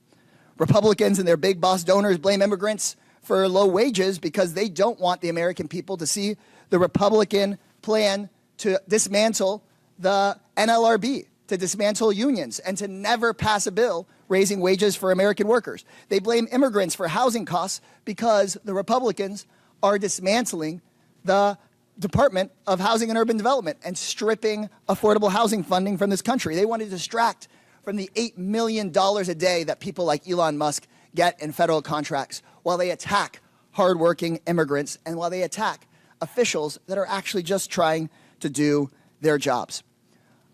Mayor Johnson, you have a limited number, I suppose, of jail cells in Cook County and a limited number of law enforcement resources. Is that correct?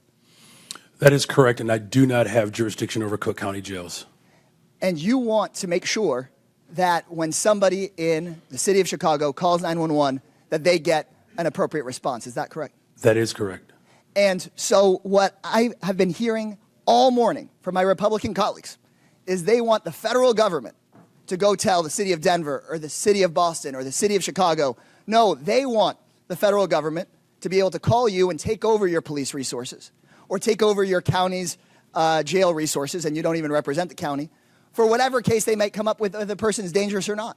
instead of having cities determine if somebody is dangerous and needs to be held, instead of having cities say, we want to make sure if you have an emergency that we get somebody to you and don't just send out our police to a call that may not be a priority just because somebody in the federal government wants to go after somebody with no criminal background and that isn't a threat. And so with that, Mr. Chairman, right before I yield back, I just want to thank people that are involved in local government, city council members, neighborhood associations, mayors, the people who keep our cities running. You deserve our support in making your cities more safe. You deserve our support. Gentlemen, time's addressing expired. housing Chair recognizes instead of Mr. hearings like Higgins this. from I yield Louisiana. back. Thank you, Mr. Chairman. Let's clarify for America. Mayor Adams, Mayor Johnson, and Mayor Wu, are you here today under the advice of council, and do you have council present? Yes or no? I want to understand the question. Are you here today under the advice of council, and do you have council present? do have council present. I'm here because we were requested to appear. Did you consult with, did you have council prior to your appearance? Yes, we did. Thank you. This is not a trap question. We just want to clarify. Okay. Here under the advice of council, do you have council present? Yes, sir. Mayor Johnson, Council present here because I was invited. did you counsel before your trip here? We do have counsel, Get but I was advice here. from your council? Yes. Okay, then you're under the advice of council. Yes. Mayor Wu, thank you. To just clarify for America, these mayors are all sanctuary city mayors. But the narrative is no longer comfortable because 3 months ago, we were at the tail end of 4 years of millions and millions of illegals coming into our country. It was out of control. The only thing that has happened since then is we had an election in November. And now we're not pulling the curtain back. We have ripped the curtain from the rods. We have revealed to America just how fast we could have secured our border if you had an executive that was willing to enforce the law. So now we're paying attention to our municipalities. And every one of them is lawyered up. They've changed their narrative. We got example after example. The mayor of Chicago, we must lead with and live by the promise of sanctuary city. The mayor of Denver, willing to go to jail in defense of sanctuary city policy. The list goes on. But the policies of these mayors and our previous president have consequences, real-life consequences. I have a family here today, Mr. Chairman, who lost their beautiful loved one. This young man was killed by an illegal immigrant in Texas that never should have been in our country. He'll never be here to raise his daughter, Anne Marie, to love and cherish and honor and uphold his beautiful wife, Olivia. And you mayors have responsibility, not just to your communities and the citizens you just want to serve, but by extension to the entire republic. And let me clarify, I was a cop for a long time. To honor the jurisdictional authority of another law enforcement agency, you do it every day in your city. Guaranteed, every one of you, if you have an inmate in your city on city charges, and that inmate has a felony warrant from a neighboring county or another county in your state, and that county contacts your city while you have that inmate in detention, and ask you to hold them for them to come pick it up upon release, guaranteed you release that inmate to the county over or to your state police. But you're not doing it for ICE. And ICE is responsible to remove millions of criminal, hard-edged, criminal illegals from our country. And we've had enough.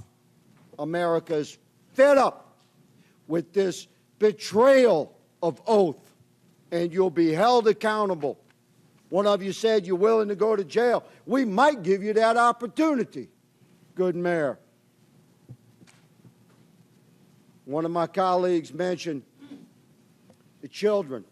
They always want to talk to the children, separation of children.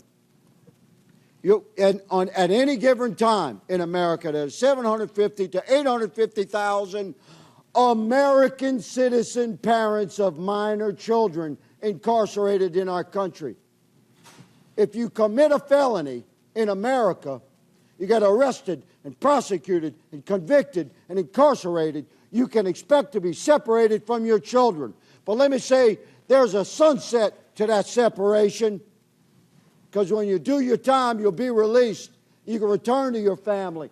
This young man will never return to his family, and he should have never been removed from his family.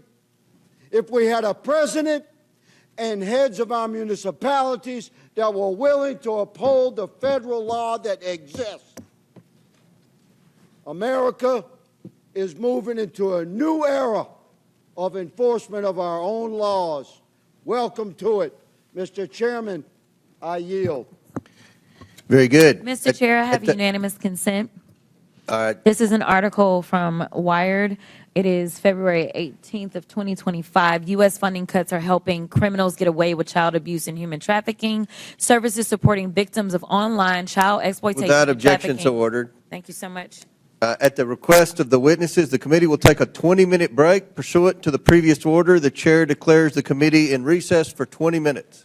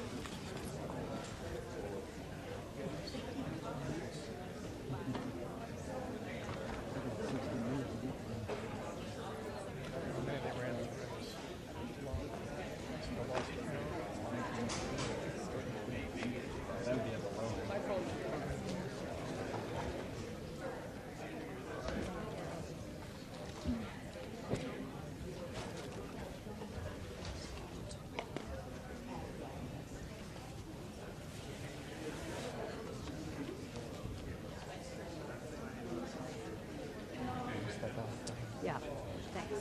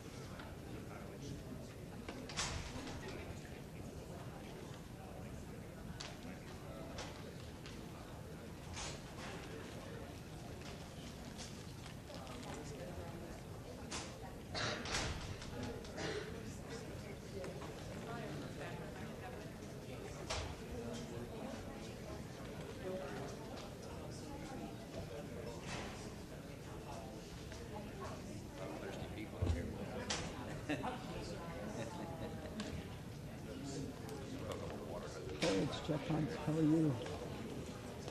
Good. You know what time Rep. Evans is, or orders is he coming in to ask questions?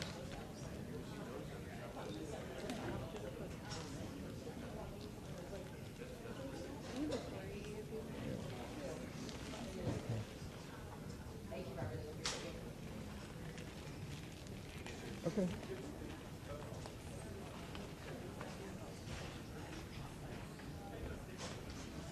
Great.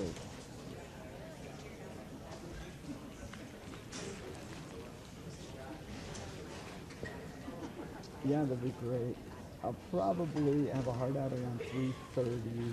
I gotta catch the 6 p.m. flight back to Denver today. But yeah, if he's around, just even a few seconds with him would be great if he comes down here. But just keep me up to date on stuff. Okay.